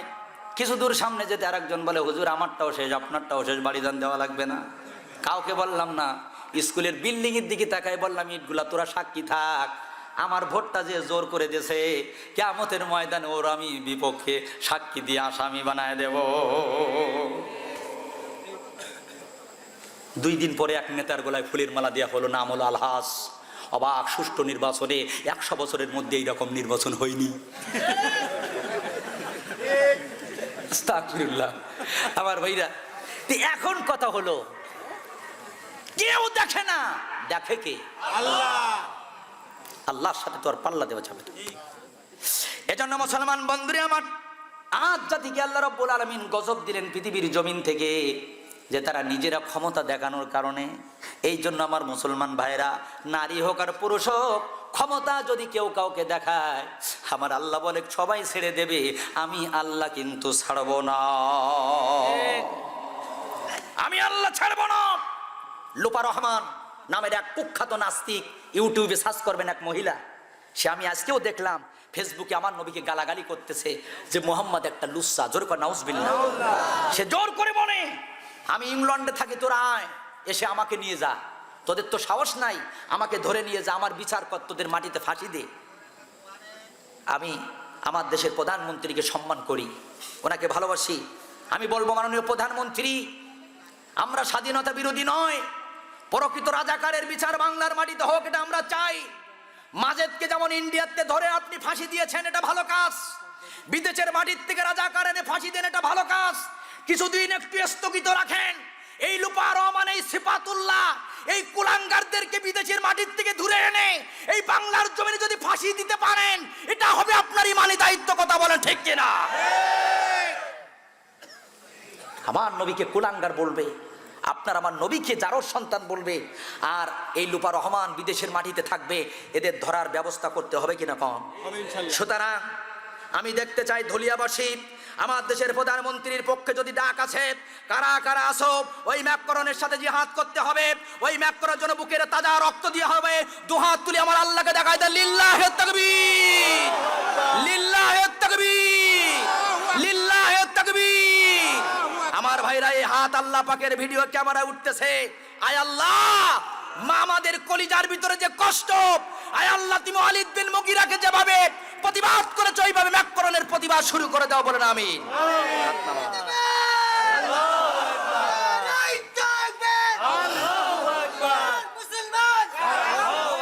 ভাইরা আমার মুসলমান ভাইরা, বলতেছিলাম যে ক্ষমতা দেখানো যাবে না। এইবার আসেন আর একটা জাতির কথা বর্ণনা করি, সামুদ জাতি। কি জাতি বলুন তো? আপনাদের কষ্ট হয়ে গেছে? সামুদ জাতি। ওয়াইলা সামুদ আকাহুম সালিহা, আল্লাহ বলেন আমি সামুদ জাতির কাছে সালেহ আলাইহিস সালাতু ওয়াস সালামকে পাঠালাম। সামুদ জাতির এমন একটা শক্তি আল্লাহ পাক দিলেন যে পাহাড় কেটে কেটে এরা ঘর বানায়, এত সুন্দর কারুকার্য করে ঘর বানায়, পৃথিবীর জমিনে আর কেউ বানাইতে পারে না। এ সামুদ জাতি আল্লাহকে ভুলে গেছে। আল্লাহর সাথে বিরোধিতা শুরু করেছে। সালেহ আলাইহিস সালাতু ওয়াস সালাম এসে বলতেছে, এই বেটারা কি করতেছিস, আমার আল্লাহকে মেনে নে। এরা বলতেছে মানতে পারি। ওই পাথরের ভিতর থেকে একটা গর্ভবতী উটনি বের করতে হবে, আমাদের সামনে সে ডেলিভারি করবে, তার দুধ খাবো, তোকে নবী বলে মেনে নেব, আল্লাহকে আল্লাহ বলে মানবো। সুবহানাল্লাহ। ভাই জানেন আরে আমার, সালেহ আলাইহিস সালাতু ওয়াস সালাম দুটি হাত আসমানের দিকে তুলে দিলেন, দু চোখের পানি ছেড়ে দিয়ে কান্দার বলে, আল্লাহ আমার জাতি আমাকে মানতে চায়, আপনার হুকুম মানতে চায়, একটি মাত্র গর্ভবতী উট দরকার। তাফসীরের ভিতরে আসছে সালেহ আলাইহিস সালাতু ওয়াস সালামকে আল্লাহ বললেন, ঠিক আছে তুমি ডাক দাও, ওদের সামনে পাহাড়ের মধ্য থেকে আমি এক গর্ভবতী উট পাঠিয়ে দেবো। সুবহানাল্লাহ। কোন সালেহ আলাইহিস সালাতু ওয়াস সালাম তার জাতিকে একত্রিত করলেন, উটনি বলে ডাক দিলেন। পাথরের ভিতর থেকে 10 মাসের গর্ভবতী এক উট বের হয়ে আসলো। আসার পরে তাদের সামনে ডেলিভারি করলো। এই পরিমাণ দুধ আল্লাহ দিলেন। সালেহ আলাইহিস সালাতু ওয়াস সালাম বললেন, তোমরা দুধ খাও, তোমাদের পরিবারকে খাওয়াও, তবে একটি কথা শুনে রাখো, যত বেশি দুধ দিবে পানি কিন্তু বেশি খাওয়ানো লাগবে।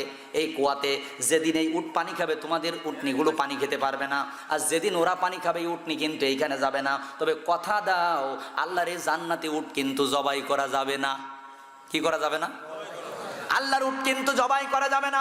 হাঁস খাও, মুরগি খাও, ছাগল খাও, ভেড়া খাও, পৃথিবীর জমিনে পশু পাখি লক্ষ লক্ষ খাও, সব খেতে পারবা, কিন্তু জান্নাতি উটটাকে জবাই করতে পারবা না। আবার মুসলমান ভাইরা, কিছুদিন যেতে না যেতে এই জাতি ওয়াদা দিয়ে ওয়াদা ভঙ্গ করে দিল। ফাকাযাবু ফাকারুহা ফাদামদামা আলাইহিম রাব্বুহুম বিযামবিহিম ফাসাওয়াহা। ভাইজানেরা আমার, এই জাতি কি করলো? সেই উট জবাই করে দিল। আল্লাহর জান্নাতি উট তারা জবাই করে ভাগ করে নিল। আল্লাহ পাকের পক্ষ থেকে এমন এক গজব আসলো, এইবার তারা ডেকে ডেকে বলে, কই তোর আল্লাহর গজব কই? সালেহ আলাইহিস সালাতু ওয়াস সালাম বলেন, 3টা দিন দেরি কর। কয় দিন? 3 দিন দেরি কর। আমার ভাইজান 3 দিন দেরি কর। ওরা বলে, কই তোর আল্লাহর গজব? আল্লাহর কোনো শক্তি নেই, কোনো গজব নেই। আমরা বলি আল্লাহ গজব দিতে পারে না। তাফসীরের ভিতরে আসছে, প্রথম দিন তাদের শরীরটা আমার ভাইরা কিরকম ফ্যাকাশে হয়ে গেল, দ্বিতীয় দিন তাদের শরীরটা কালো বর্ণের হয়ে গেল, তৃতীয় দিন তাদের শরীরটা আমার মুসলমান ভাইয়েরা একেবারে লাল টকটকি হয়ে গেল, চতুর্থ দিন সকালবেলা সকলে সেন ব্যবহার করে বের হলো যে আর মনে হয় গজব আমাদের ধরবে না। যেই না মাঠের মধ্যে একত্রিত হয়েছে, তাফসীরের কিতাবের মধ্যে আসছে, আসমান থেকে এমন এক বিকট আওয়াজ আমার আল্লাহ পাক দিলেন, প্রত্যেকের কানের পর্দাগুলো ফেটে গেছে। প্রত্যেকের কানের পর্দা ফেটে বক বক করে রক্ত বের হয়। জমিনকে বললেন, জমিন এদেরকে এখন জমিনের ভিতরে ঢুকায় দাও। আমার ভাইরা অপরাধ ছিল কি? ওয়াদা দিয়ে তারা ওয়াদা রাখে নাই। এবার আপনারা বলুন তো, আমাদের সমাজে ওয়াদা দিয়ে ওয়াদা ভঙ্গ করার মতো লোক আছে না নাই? আছে? ওরে আল্লাহ, টাকা লেনদেন হয় না, নিলাম দিলাম, নিলাম দিলাম, নিলাম আর দিলাম না, একবারে মিটে গেল, নিলাম আর দিলাম না। যদি আপনি চাইতে গেছেন, কয় আমি তোর কাছে টাকা নিস, প্রমাণ কি? পাল্লি আদায় করে নিস, এরকম বলে কিনা? শুনে রাখেন, বিশ্বনবী বলেছেন, কিয়ামতের ময়দানে কিছু মানুষ পাহাড় সমান নেকি নিয়ে উঠবে। কি সমান বলুন তো? সে আনন্দ করবে, আমি এই নেকি দিয়ে জান্নাতে যাব। আল্লাহ বলবেন, দাঁড়াও, তোমার নেকি এখন বন্টন হবে, তোমার নেকি এখন বন্টন হবে। অন্যায় ভাবে কারোর গালে চড় মেরেছিলে, তারে আগে নেকি দাও। একজনের কাছ থেকে টাকা আনিয়েছিলে, ধানাই পানাই করে করে টাকা দাও না, 1 বছর পরে বলেছো টাকা পাল্লি আদায় করে নিবি, সে কয়টা টাকা নিয়েছো ওই কয়টা টাকা দাও। আর একজন এসে বলবে, আল্লাহ আমার বাড়ির পাশে বাড়ি, আমি তো দুর্বল, মাঝে মাঝে আমার গালাগালি করতো, আমি কিছু বলতাম না, আমি বলতে গেলে আমার মারতে আসে। আল্লাহ বলে, ওরও তুমি হক আদায় করে নষ্ট করেছো, ওরও নেকি দাও। গালাগালির বিনিময় কিন্তু তারও নেকি দেওয়া হবে। এই গালাগালি দেওয়ার অভ্যাস আমাদের সমাজে আছে না নাই? বিশেষ করে কিছু কিছু মহিলারা দেখবেন নামাজ পড়ে, রোজা রাখে, স্বামীর খেদমত করে, কিন্তু এদের মানে একটা অভ্যাস হলো গালাগালি করা। মুখের দরজা যদি একবার খুলে দিয়েছে, খালি কল কল কল কল করে বের হয়। কথা বলেন না কেন? মানে ও হলো গালাগালির হাফেজ, আর ওর মা ছিল গালাগালির মুফতি, আর ওর নানি হলো গালাগালির মুহাদ্দিস। ও সেই বংশের এক মেয়ে। আপনাদের এলাকা আছে কিনা জানি না, তবে আমাদের দিকে এই জাতীয় মেয়ে অনেক পাওয়া যায়, যারা গালাগালি ছাড়া বোঝে না। মুসলমান বন্ধুরে আমার, এজন্য ভাইজান কিয়ামতের ময়দানে নেকিগুলা এইভাবে বন্টন করা হবে। সুতরাং সাবধান হয়ে যাও। আপনারা বলুন তো, ওয়াদা দিয়ে যদি ওয়াদা ভঙ্গ করি, এর জন্য আল্লাহ পাকের পক্ষ থেকে শাস্তি আছে না নাই? এজন্য আমি আপনাদের একটি কথা বলে গেলাম। সেদিন একটি ছেলে আমাকে বলেছে, হুজুর বিয়ের আগে একটা মেয়ের সাথে কোরআন শরীফ শপথ করে বলেছিলাম আমি তোমার ছাড়া আর কারো বিয়ে করবো না। মেয়েও বলেছিল আমি তোমার ছাড়া বাঁচবো না। এরকম ওয়াদা মনে এখন হয় না? হয় মাঝে মাঝে হয়। কোরআন শরীফ শপথ করে বলে ভালোবাসার অভাব আছে। কে বলেছে ভাই? এই শোনো না, ভালোবাসার খবর বলি যায়। ওরে রূপসা বিরিজি 3টা মরিছে। কয়টা? রূপসা বিরিজি 3টা মরেছে। আমাদের সাদ আলী ব্রিজ থেকে লাভ দিয়েছে 3। কিছুদিন আগে বালি ডেঙ্গায় জীবন দিল বিয়ার জন্য 1 বিন। এরকম হয় না? দেশে রে ভাই। তো এই জন্য কোরআন শপথ করে মাঝে মাঝে তারা বলে যে তুমি আমার, আমি তোমার। সম্পূর্ণ গুনাহ। এই কাজগুলা করবা না। এই যুবক ছেলেরা, কখনো কোরআন শপথ করে এরকম অবৈধ কাজে কোরআনকে ব্যবহার করা যাবে না। বিশ্বাস করেন, এই কোরআন হলো সত্যবাণী, কোরআন হলো পবিত্র জিনিস। এইরকম অবৈধ অপবিত্র জিনিস প্রেম, ওটা কিন্তু অবৈধ। কথা বলেন ঠিক কিনা? বিয়ের আগে প্রেম করা অপবিত্র, আর বিয়ের পরে স্বামী স্ত্রী প্রেম করা এটা হলো পবিত্র। কথা বলুন ঠিক কিনা? এই জন্য প্রেম যদি করতে হয় স্ত্রীর সাথে করতে হবে। কার সাথে? প্রেম যদি করতে হয় স্ত্রীর সাথে করতে হবে। প্রেম যদি করতে হয় আল্লাহর সাথে করতে হবে। প্রেম যদি করতে হয় রাসূলের সাথে করতে হবে। কারণ একজন মানুষ আর একজনকে ভালোবাসে 4টা গুণ থেকে। কয়টা? জামাল, কামাল, নওয়াল, আর আরেকটা জিনিস আছে কারাবত। 5টা মনে রাখেন তো। 4 গুণ ছাড়া কেউ কাউকে ভালোবাসে না। একটার নাম জামাল। কি বলুন তো? জামাল, কামাল, নওয়াল, কারাবত। জামাল মানে হলো চেহারা দেখে ভালোবাসে, কামাল মানে হলো গুণ দেখে ভালোবাসে, নওয়াল মানে হলো তার উদারতা, তার দয়া, ভালোবাসা, এইগুলো দেখে তার ভালোবাসে। আর কারাবাত মানে রক্তের সম্পর্কের কারণে একটা ভালোবাসা হয়। ছেলে যদি ন্যাংরা হয়, বাবা ঘাড়ে করে বাজারে নিয়ে যায়, এটা হলো রক্তের টানের জন্য ভালোবাসা। সুতরাং বন্ধু আমার, এক একটা গুণ থেকে যদি ভালোবাসা এরকম হয়, বিশ্বাস করেন আপনার আমার নবীর মাঝে আল্লাহ এই 4 ভালোবাসা সব একবারে দিয়েছে। আমার নবীর মতো সৌন্দর্য পৃথিবীতে কেউ ছিল না। হযরত আয়েশা বলতো যে চাঁদ মানে কি সূর্য 2টা, একটা দুনিয়াতে আলো দেয় আর একটা আমার ঘরে আলো দেয়। দুনিয়ার সূর্যটা সকালবেলা উদিত হয় আর আমার সূর্যটা সন্ধ্যার সময় আমার ঘরে আসে। সুবহানাল্লাহ। একজন সাহাবী বলেন, আমি চাঁদের দিকে তাকালাম, রাসূলের দিকে তাকালাম, তাকায় দেখি আমার রাসূলের চেহারাটা সবচেয়ে ভালো। গুণের কথা কি বর্ণনা করব? গুণের কথা বর্ণনা করে শেষ করা যাবে না আমার ভাইরা। উদারতার কথা বর্ণনা করে শেষ করা যায় না। বিশ্বনবীর উদারতার কথা বর্ণনা করে শেষ করা যাবে না। যে সমস্ত কাফের বেঈমানগুলা আজকে আমাকে নবীকে নিয়ে কটূক্তি করে, আমার নবীকে গালাগালি করে, আমি তাদের একটি কথা বলতে চাই, শোনো। প্রতিটা ধর্মের ধর্মগুরু, ধর্মযাজক আমার নবীকে তারা ধর্মগুরু বলে মেনেছে। লা ইলাহা হরে কি পাপম ইল্লা ইলা পরম পাদম, জন্ম বৈকুণ্ঠ তপৈনথি, মাশাআল্লাহ মারহাবা তা জফি নাম মোহাম্মদ। সুবহানাল্লাহ। কন হতারমিন্দ্র মহাসুরেন্দ্র অল্লাহ জ্যেষ্ঠাং শ্রেষ্ঠাং পরমং পরমং। তারা নিজেই বলেছেন যে পৃথিবীতে একজন শ্রেষ্ঠ মানব যদি থেকে থাকে, সে হলো আখিরি জামানার নবী জনাবে মুহাম্মদ রাসূলুল্লাহ সাল্লাল্লাহু আলাইহি ওয়াসাল্লাম। কষ্ট হয় আপনাদের? না না ভাই, পিছন থেকে কিছু মানুষ চলে যান, আপনারাও বেঁচে যাবেন, আমিও বেঁচে যাই। 12টা বেজে যান না কেন? কি অবস্থা! আল্লাহ, কোন জায়গায় ওয়াজ করতে আসলাম হুজুর? টাকা দেবেন তো কিছু মাদ্রাসার জন্য? আমার না মসজিদ, মাদ্রাসা না মসজিদ। এক শয়তান প্রশ্ন করলো, আচ্ছা তোমাদের রাসূল যদি এত শ্রেষ্ঠ হয়, তাহলে তোমাদের কোরআনের ভিতরে তোমাদের নবীর নামটা এত কম, আর মুসা আলাইহিস সালাতু ওয়াস সালাম আর এক জামানার নবী, তার নাম এত বেশি কেন? কতবার বলুন তো? 136 বার। কতবার? 136 বার। 136 বার। এই বেটা মূর্খ তো বোঝে না। উনি ছিলেন একজন মুহাদ্দিস। উনি বলতেছেন, বেটা শোন, 4-এর একটা বৈশিষ্ট্য আমার আল্লাহর কাছে স্পেশাল আছে। এজন্য আমার আল্লাহ আমার নবীর নাম এই 4-এর কোঠার ভিতরে রেখে দিয়েছেন। সুবহানাল্লাহ। কম। আচ্ছা বলুন তো, বছরে 12টা মাস, আল্লাহর কাছে প্রিয় মাস কয়টা? সূরা তাওবার ভিতরে ইন্না ইদ্দাতাশ শুহুরি ইনদাল্লাহি ইসনা আশারা শাহরান ফি কিতাবিল্লাহি ইয়াওমা খালাকাস সামাওয়াতি ওয়াল আরদা মিনহা আরবাতুন হুরুম। আল্লাহ বলে 12 মাসের ভিতরে 4 মাস প্রিয়। সুবহানাল্লাহ। কোন? তাহলে 12 মাসের ভিতরে আল্লাহর কাছে কয় মাস প্রিয়? 4 মাস। 4 মাস। বন্ধুরারি আমার, লক্ষ লক্ষ কোটি কোটি ফেরেশতা আপনারা বলুন তো এর ভিতরে প্রাধান্য পেয়েছেন কয়জন? জিবরাইল, আজরাইল, মিকাইল আর ইসরাফিল। শুধু তাই না, বিশ্বনবীর ১৬ লক্ষর মতো সাহাবী ছিল। আপনারা বলুন তো এর ভিতরে প্রাধান্য শ্রেষ্ঠত্ব পেয়েছেন কয়জন? হযরত আবু বকর, ওমর, ওসমান, আলী। আসমান থেকে ১০৪খানা কিতাব নাজিল হয়েছে, 4খানা প্রাধান্য পেয়েছেন, কোরআন, তাওরাত, ইনজিল আর জাবুর। পৃথিবীর জমিনে যত মহিলারা আসছেন আমার ভাইজান প্রাধান্য পেয়েছেন কিন্তু 4জন, হযরতে খাদিজা, আয়েশা, হযরতে ফাতেমা আর হযরতে আসিয়া। সুবহানাল্লাহ। এজন্য চারির একটা বৈশিষ্ট্য আল্লাহর কাছে আছে না নাই?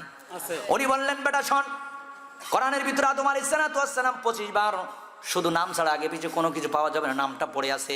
নূহ আলাইহিস সালাম 46 বার, ইদ্রিস আলাইহিস সালাম 10 বার, 2 বার, হুদ আলাইহিস সালাম নাম হলো 10 বার, সালেহ আলাইহিস নাম হলো 10 বার, শুধু নাম ছাড়া অন্য কিছু পাওয়া যাবে না। হযরত ইব্রাহিম আলাইহিস সালাম 69 বার, ইসমাইল আলাইহিস নাম হলো 12 বার, ইসাক আলাইহিস সালাম 13 বার, ইয়াকুব আলাইহিস নাম হলো 18 বার, শুধু নাম ছাড়া অন্য কিছু নাই। হযরত আইয়ুব আলাইহিস সালাম 4 বার, ইউসুফ আলাইহিস সালাম 27 বার, শুআয়ব আলাইহিস নাম হলো 11 বার, আমার ভাইজান মুসা আলাইহিস নাম হলো 136 বার, হারুন আলাইহিস সালাম 20 বার, দাউদ আলাইহিস সালাম 16 বার, সুলাইমান আলাইহিস সালাম 17 বার, ইলিয়াস আলাইহিস সালাম 3 বার, ইয়াসা আলাইহিস সালাম 2 বার, ইউনুস আলাইহিস সালাম 4 বার, উযাইর আলাইহিস নাম হলো 1 বার, জাকারিয়া আলাইহিস সালাম 7 বার, ইয়াহইয়া আলাইহিস সালামের নাম হলো 5 বার, আমার ভাইজান ঈসা আলাইহিস সালাম 35 বার। আখিরি জামানার নবী, বিশ্ব নবী জনাবে মুহাম্মদ রাসূলুল্লাহ সাল্লাল্লাহু আলাইহি সাল্লাম, আমার নবীর নাম হলো 4 বার, কারণ 4-এর একটা স্পেশাল মর্যাদা আমার আল্লাহ দিয়েছেন। এজন্য আমার নবীর নাম এই 4 বার কোরআনুল কারিমে যেখানে আসছে, সাথে সাথে আমার আল্লাহ স্পেশাল সম্মান রাসূলুল্লাহ লাগায়া ঘোষণা দিয়েছে। আল্লাহর দোস্ত বিশ্ব নবী, মহান নেতা যিনি, গোর আধারে মানব জাতির পথ দেখালেন তিনি, আল্লাহর দেয়া বিধান নিয়ে আরবের পথে পথে দাওয়াত দিতেন সবার কাছে, সকাল দুপুর রাতে। তার আলোরই পরশ পেয়ে দূর হলো সব কালো, আদর্শ তার মান্য যারা তারাই হলো ভালো। মরুর বুকে আদার যুগিত ওরে ফুটলো রে এক ফল, মধু মাখা ওই ফুলের নাম সবাই বলেন মুহাম্মদ রাসূল। ও নামে এত জাদু, এত মধুময়, ও নাম নিয়ে ফুল সুরভি ছড়ায়, ও নামের স্বর তোলে পাখিরা যে গায়। হে রাসূল নবীজি আমার, হে রাসূল নবীজি আমার, বলুন মারহাবা। হবে না ইনশাআল্লাহ। হুজুর আছে, হুজুর। আরে সারা রাত, কত রাত? ফজরের নামাজ পড়বো না, কারা কারা হাত দেখান, কারা কারা পড়বেন না? যাক, এখনো ধ্যান আছে ইনশাআল্লাহ, কান মারহাবা। বলতেছিলাম ক্ষমতা আল্লাহ পাকের। আল্লাহ পাক যদি আমাদের চোখের ঘুম কেড়ে নেয় আর বক্তার যদি বলার মতো শক্তি দেয়, ইনশাআল্লাহ এই ওয়াজ বন্ধ হবে না। শুনে রাখেন, আজকে সিনেমা হলগুলো খুলতেছে, সেখানে করোনা নেই। সমুদ্র সৈকতে হাজার হাজার মানুষ, করোনা নেই। সেন্ট মার্টিনে সেখানে করোনা নেই। ফুটবল খেলায় করোনা নেই, ক্রিকেটে করোনা নেই। করোনা কি কোরআনের মাহফিলে শুধু? শুনে রাখেন, এই বাংলার তৌহিদে জনতা এত কোরআনের পাগল, এত মাহফিলের পাগল, যতই মাহফিল বন্ধের কেউ যদি বলে, এরা মসজিদের ভিতরেও মাহফিল করে ছাড়বে ইনশাআল্লাহ। মাহফিল বন্ধ হবে না, কোরআনের কথা চলতেছে, চলবে, বলেন ইনশাআল্লাহ। কারণ ক্ষমতা কার? আর যদি কেউ এরকম বন্ধে একটু ঘোষণা নেয় বা আমার পদক্ষেপ নেয়, এর বিচার কে করবে? আল্লাহ। আজকে যে সমস্ত যুবক ছেলেগুলা, বিশেষ করে আমার আব্দুল কুদ্দুস ভাই আমাকে দাওয়াত দিয়েছেন, ভাইজান মাঝে মাঝে কথা বলে, নতুন আপনাদের এলাকাতে আসলাম, বারবার করে ফোন করেছে। সেই ছেলেগুলা ধুলিয়ার থেকে আমাকে ওখান থেকে বরণ করে নিয়ে আসছে। এদের দৃশ্য দেখে আমি মানে হৃদয়ের গহীন কণ্ডল থেকে একটা শুষ্ক মোবারকবাদ দিলাম। আল্লাহ, এই সোনার ছেলেগুলার আল্লাহ তুমি ইসলামের জন্য কবুল করে নাও, সুবহানাল্লাহ। এই মাহফিলটা দিছি, আপনারা কি সন্তুষ্ট না? গত বছর ডুমুরিয়ায় অনেকগুলা মাহফিল আমাকে বন্ধ করেছে। মুসলমান বন্ধুরা, বেলা 3টার সময় এক মাহফিলে গেলাম। সকালবেলা সভাপতি বলে, হুজুর মাহফিলে আসেন, মাহফিল হবে। 3টার সময় আমি মাহফিলের পাশে চলে গেলাম, আমাকে ফোন করে বললো হুজুর আসা লাগবে না, মাহফিল বন্ধ। আমি বললাম পাশে এসে গেছি, আর হয়তো 2 মিনিট লাগবে। বলে তাহলে একটিবার আসেন। বিশাল বড় আয়োজন, মিক্সি মিল। আমার ভাই যেন ওখানে চলে গেলাম, যাইয়া দেখি 50 জনের মতো যুবক ছেলে, মুসলমান বন্ধুরে আমার, বাঁশটা পুঁতেছে, সামিয়ানা টাঙাবে, এক হাতে বাঁশ নাড়া, এক হাতে চোখের পানিগুলা মুছে। একটা ছেলে মাইক খুলে আর চোখের পানিগুলা মুছে, স্টেজের সামিয়ানা গুলো খোলে আর চোখের পানিগুলা মুছে। আমাকে দেখি ছেলেগুলা হাও হাও করে কানতে কানতে চলে এসে বলে হুজুর 50টা যুবক ছেলে গত রাত 2-3টা পর্যন্ত কাজ করেছে, আজকে দুপুর বেলা পর্যন্ত এখন এর একটা দানা পানিও খায়নি। কে বা খারাপ? মাহফিলটা ষড়যন্ত্র করে হুজুর বন্ধ করে দিল। আমি তাকায় দেখি এরা কিন্তু অন্য দলের না, এরাও ছাত্রলীগ করে। এমনও ছেলে আছে বর্তমান ক্ষমতাসীন দলের লোক, তারপরও ভাইজান মাহফিল হলো না। কারণ মাহফিল কিন্তু কোনো চেয়ারম্যান, কোনো মেম্বার, কোনো মন্ত্রী, কোনো এসপি বন্ধ করে না, একান্ত কিছু মুনাফেকের বাচ্চারা বন্ধ করে। ছেলেগুলা কান্দে আর বলে হুজুর আমরা যাইয়া অনুরোধ করলাম, আমাদের মাহফিলের অনুমতি দিল না। আমি বললাম যুবক ছেলেরা তোরা কান্দিস না, 2 চোখের পানি ছেড়ে দিয়া কান্দিস না, তোদের এই চোখের পানি যদি জমিনে পড়ে মাহফিল করার জন্য, বিশ্বাস কর ওই 6 জাতির মতো গজব হয়তো আমার আল্লাহ দিতে পারে। শুনে রাখেন, চোখের পানি এইটা দিয়ে কিন্তু জাহান্নামকে ফেরানো হবে। কথা বলো ঠিক কিনা? এটা মারাত্মক চোখের পানি। আমার বন্ধু জেলখানার ভিতরে খুলনাতে মাহফিল করতে গেলাম, আমি দেখতে গেছি টিকিট কেটে, যায় দেখি তার ছোট্ট একটা বাচ্চা নিয়ে তার স্ত্রী সেখানে আসছে দেখা করবো। আমাকে দেখেই আমাকে চিনতে পেরেছে, ভাইজান ভালো আছেন? আমি জি হ্যাঁ, আপনার ভাই তো অনেক দিন হয়ে গেছে, জামিন হয় না। দেখতে গেলাম ছোট্ট বাচ্চাটা 2-3 বছরের বয়স হবে, ডাকতেছে আব্বু তুমি একটু এই পাশে আসো, আমি তোমার কোলে উঠবো আব্বু। মিথ্যা একটা মামলা দিয়ে তাকে জেলে পাঠানো হয়েছে। ছোট্ট একটা বাচ্চা আব্বু আব্বু বলে কাবড়ায় আর কান্দে। আমি তাকায় দেখি চোখের পানিতে ছোট্ট বাচ্চার বুক ভিজে যায়। আব্বু একটু বাইরে আসো, আমি তোমার কোলে উঠবো। আমি কোলে নিলাম, ভাই শাশু আপনার কোলে না, আমার আব্বুর কোলে উঠবো। ছোট্ট বাচ্চা বোঝে না ভাইজান। সেখান থেকে এসে তার স্ত্রীর চোখের দিকে তাকায় দেখি 2 চোখ দিয়ে ঝরঝর করে পানি পড়ে। আমি বললাম ভাবি কিছু বলবেন? বলে কিছু বলবো কি, আপনার ভাই ইমামতি করতো, সামান্য টাকা দিয়ে সংসার চলে। বিশ্বাস করেন যেদিন থেকে জেলে গেছে কোনোদিন একটু ভালো হাট বাজারও করতে পারিনি। শাশুড়ির ঔষধ লাগে, ঔষধও কিনতে পারি না, ছোট্ট বাচ্চার একটা ডিমও কিনে দিতে পারি না। 2 চোখের পানি ছেড়ে দিয়া কান্দে, পকেট থেকে কিছু টাকা দিয়া আমি তাকে বললাম এইগুলো আপনি বাড়িতে নিয়ে যান। এই ছোট্ট বাচ্চারে বলে রাত্রিবেলা ভালো একটা বালিশ আমার শাশুড়ির কাছে দেই, সকালবেলা যায় দেখি কানতে কানতে সন্তানের জন্য বালিশটা ভিজে গেছে। আমি বললাম ভাবি যান, বাড়িতে যান, যদি কোনো আল্লাহর ওলি নামাজ পড়ে, রোজা রাখে, হজ করে, জাকাত দেয়, হাজী সাহেবান যতই হোক না কেন, মিথ্যা মামলা যদি হয়ে থাকে, আর এই বাচ্চার চোখের পানি, আপনার চোখের পানি, আপনার শাশুড়ির চোখের পানি যদি ঝরা থাকে, ওই নামাজ কালাম কোনো কিছু কাজে লাগবে না। এই চোখের পানির জবাব দিয়ে তারপরে জান্নাতে যাওয়া লাগবে। সাবধান, চোখের পানিটা সাধারণ ব্যাপার নয়।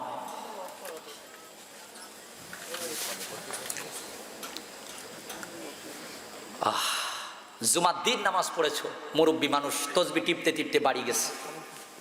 মেয়েটা এসে বলতেছে আব্বা তোমার বৌমা আমাকে গালাগালি করেছে, বিচার চাই।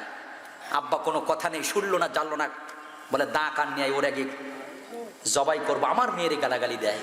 চাচা গো, সেটা তো পরের মেয়ে, তোমার তো আপন মেয়ে, তোমার হিসাব করতে হবে যে পরের মেয়ে সেও আমার মা, আমার নিজের মেয়ে সেও আমার মা। তোমাদের ব্যবহারের কারণে যদি পরের মেয়েটা চোখ দিয়ে একটু পানি বের হয়, আল্লাহর আরশ কেঁপে যায়। স্বামী স্ত্রীর চুলের মুঠো ধরে মারতেছে উঠানের ভিতরে, শ্বশুর শাশুড়ি দাঁড়ানো, শ্বশুর যাচ্ছে, শাশুড়ি বলে একটু পরে যাও, একটু মাইর নেকটার পরে, এখন যাইও না, আর একটু মারুক। তুমি কি চিন্তা করো না পরের মেয়েটারে তোমার ছেলে মারে মস্তানের মতো? ধুলিয়া বাজারে যাইয়া সিগারেট খায়, পান খায়।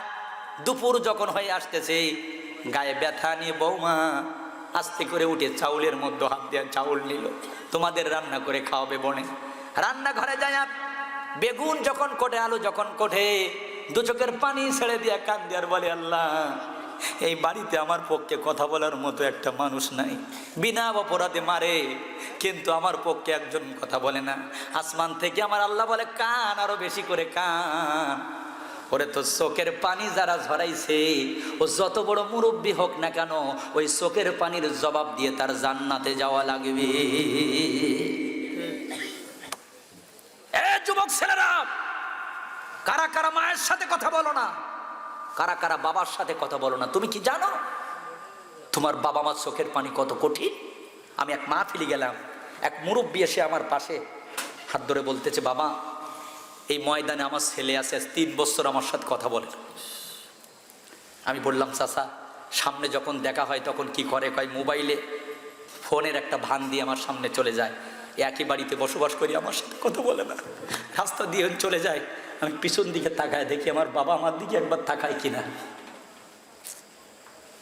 মুসলমান বন্ধুরে আমার, ভাইজান রে আমার, কালাকুমা জান্নাতুকা ওয়া নারুক, পিতামাতার খেদমতের পরে তোমার জান্নাত আর জাহান্নাম নির্ভর করবে।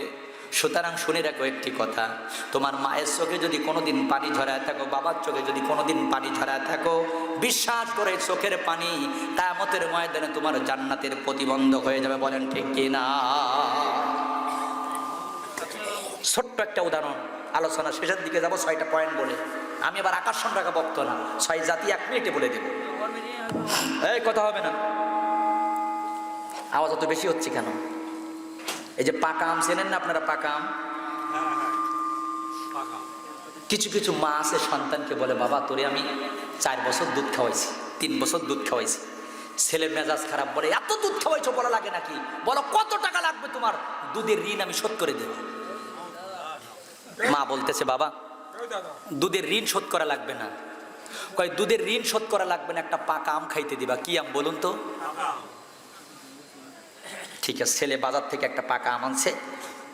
মা বলতেছে, বাবা, পাকা আমটা বুকের পারে রেখে তুমি ঘুমায় যাও, সকালবেলা আমি নামাজ পড়ে বুকের পার থেকে নিয়ে আমি আমটা খাবো, তোমার দুধের ঋণ মাপ। কপাল পড়া ছেলে পাকা আম এনে বুকের পারে রেখে ঘুমায় গেছে। সকালবেলা হাত দিয়ে দেখে বুকের পারে আম নেই। ঘুমায় যাওয়ার পরে লেপ খেতায় আমটা মিশে গেছে। কখন যেন হয়েছে সে নিজেও জানে না। মা জননী এসে বলতে যে, বাবা, আম দাও। বলে, মা, ঘুমায় গিয়েছিলাম, পাকা আম কখন পড়ে গেছে, লেপ খেতায় লেপটাই গেছে, আমি জানি না, কালকে আবার আরেকটা দিব। পরের দিন আবার একটা আম নিয়ে আসলো, আবারও বুকের পরে রেখে ঘুমায় গেছে। সকালবেলা আম নাই দেখে লেপ খেতায় লেগে গেছে। মা জননী এইবার সকালবেলা যে বলতে যে, বাবা, 2 দিন চেষ্টা করলে পাকা আম বুকের পরে রেখে ঘুমাইতে পারো নাই। তুমি গর্বে আসার কিছুদিন পরে তোমার আব্বা অ্যাক্সিডেন্ট করে মারা যায়। এত গরিব মানুষ, আমি মা লোকের বাড়ি কাজ করে তোমার মানুষ করি। বাপ, মাটির একটা ঘরে যখন তুমি জন্মগ্রহণ করেছো, রাত্রিবেলা পিঁপড়া লাগবে তোমার গায়ে, এই জন্য আমি তোমার আমের মতো বুকের পরে রেখে ঘুমাতাম। বাপরে, আমার কত নরম, তার চেয়ে বেশি নরম ছিল তোমার মাথাটা। আব্বা গো, আমের চেয়ে বেশি নরম ছিল তোমার হাত পাও গুলা। আমি মা জননী 1 না 2 দিন না 6টা মাস আমি মা বুকের পরে রেখে রাত্রিবেলা ঘুমায় যেতাম। কোনো দিন বাবা তোমারে আমি একটা চাপা লাগতে দেয়নি, কারণ তুমি আমার বুকের পারে আসলে আমার ঘুম আসতো না। মুসলমান বন্ধুরি আমার, একজন বিজ্ঞানী বলেন, একজন সন্তান মায়ের পেটে 7 মাসের ভিতরে 4,500-এর বেশি লাথি দেয় তার মায়ের পেটে। সবচেয়ে বড় লাথি মারে 3টা। ডেলিভারি হওয়ার আগে একটা লাথি দিয়ে মাকে অজ্ঞান করে ফেলে। সব অস্বীকার যেতে পারবা, এই লাথি তার কটা কেউ অস্বীকার করতে পারবা না। রে দুনিয়ার জমিনের সন্তানেরা, মা বাবাকে যদি কষ্ট দাও আর তাদের চোখ থেকে যদি 1 ফোঁটা পানি জমিনে পড়ে, আল্লাহর আরশ পর্যন্ত কেঁপে যায়। এই জন্য আমার নবী বলেন, সাবধান, এই চোখের পানি দিয়া কিন্তু জাহান্নামকে ফেরানো হবে। আবার এই চোখের পানি ঝরাইছো, এই কারণে কিন্তু তোমার জাহান্নামে যাওয়া লাগবে। আমার লাইগা কাঁদলে মাগো আমার লাইগা কাঁদলে মাগো সারাটি জনম, কোথায় গেলে পাবো বলো এমন আপনজন, কোথায় গেলে পাবো বলো এমন আপনজন। কত রাত ঘুমাওনি মা গর্বে যখন আমি, কত কষ্ট করে সোমা জানে অন্তর্যামী, সে আমার মুখের পানে হে মা দুঃখিনী মা, মাগো সে আমার মুখের পানে জুড়াইতা দুনায়ন, কোথায় গেলে পাবো বলো এমন আপনজন। আবার মুসলমান ভাইরা আসুন বাবা এখন আখিরি দোয়ার দিকে চলে যাব। বলতেছিলাম 6 জাতিকে আল্লাহ পাক ধ্বংস করেছেন, আর একটা জাতির নাম হলো মাদিয়ান জাতি। জোরে বলেন কি জাতি? এদের অপরাধ ছিল ওজনে কম দেয়া। জোরে বলেন কি? ওয়াইলুল লিল মুতাফফিফিন, ওজনে কম দিত এরা। এই কারণে ওজনে কম দেয়া লোক আমাদের সমাজ আছে না নাই? আল্লাহ গজব দিয়ে দুনিয়ার জমিন থেকে এদের মারছে। আর একটা হলো ফিরাউনের জাতি। আমার ভাই জান আল্লাহ পাক দুনিয়ার জমিন থেকে তাদের গজব দিলেন। আর একটা জাতি হলো লূত আলাইহিস সালাতু ওয়াস সালামের জাতি। কোন জাতি বলুন তো? লূত আলাইহিস সালাতু ওয়াস সালামের জাতিকে আল্লাহ গজব দিলেন পৃথিবীর জমিন থেকে। কারণ পুরুষে পুরুষের সমকামিতা করার জন্য আজকে ধর্ষণ যেভাবে দুনিয়াতে বেড়ে গেছে, বিশ্বাস করেন এইটা কিন্তু কমবে না যতদিন পর্যন্ত কোরআনের বিচার প্রতিষ্ঠিত না হবে। মিথিলা ফারজানব আর এই মুরগিচোরা কবির 71 টিভি, সেখানে তারা বলতেছে যে ধর্ষণ বাড়তেছে কোরআনের মাহফিলের কারণে। মাহফিল বন্ধ করে নাকি ধর্ষণ বন্ধ হয়? নাউজুবিল্লাহ কম। আমার ভাইরা আমি বলি একটি কথা শুনে রাখেন, ধর্ষণ বন্ধ হবে সেদিন আল্লাহর কোরআনের বিধান যেদিন পাশ হবে। প্রকাশ্য দিবালোকে সংসদ ভবনের সামনে, বাইতুল মুকাররমের সামনে একজন ধর্ষককে ধরে যেদিন ফাঁসির ব্যবস্থা করা হবে, আর কোনো যুবক ধর্ষণের সাহস পাবে না।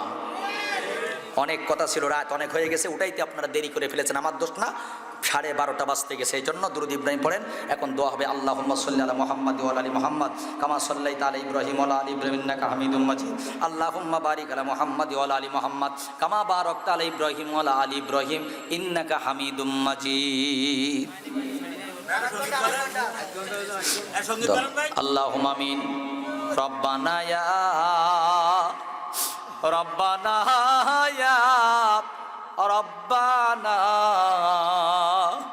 মাফ করিয়া দাও গো মাওলা সব গুনাহ।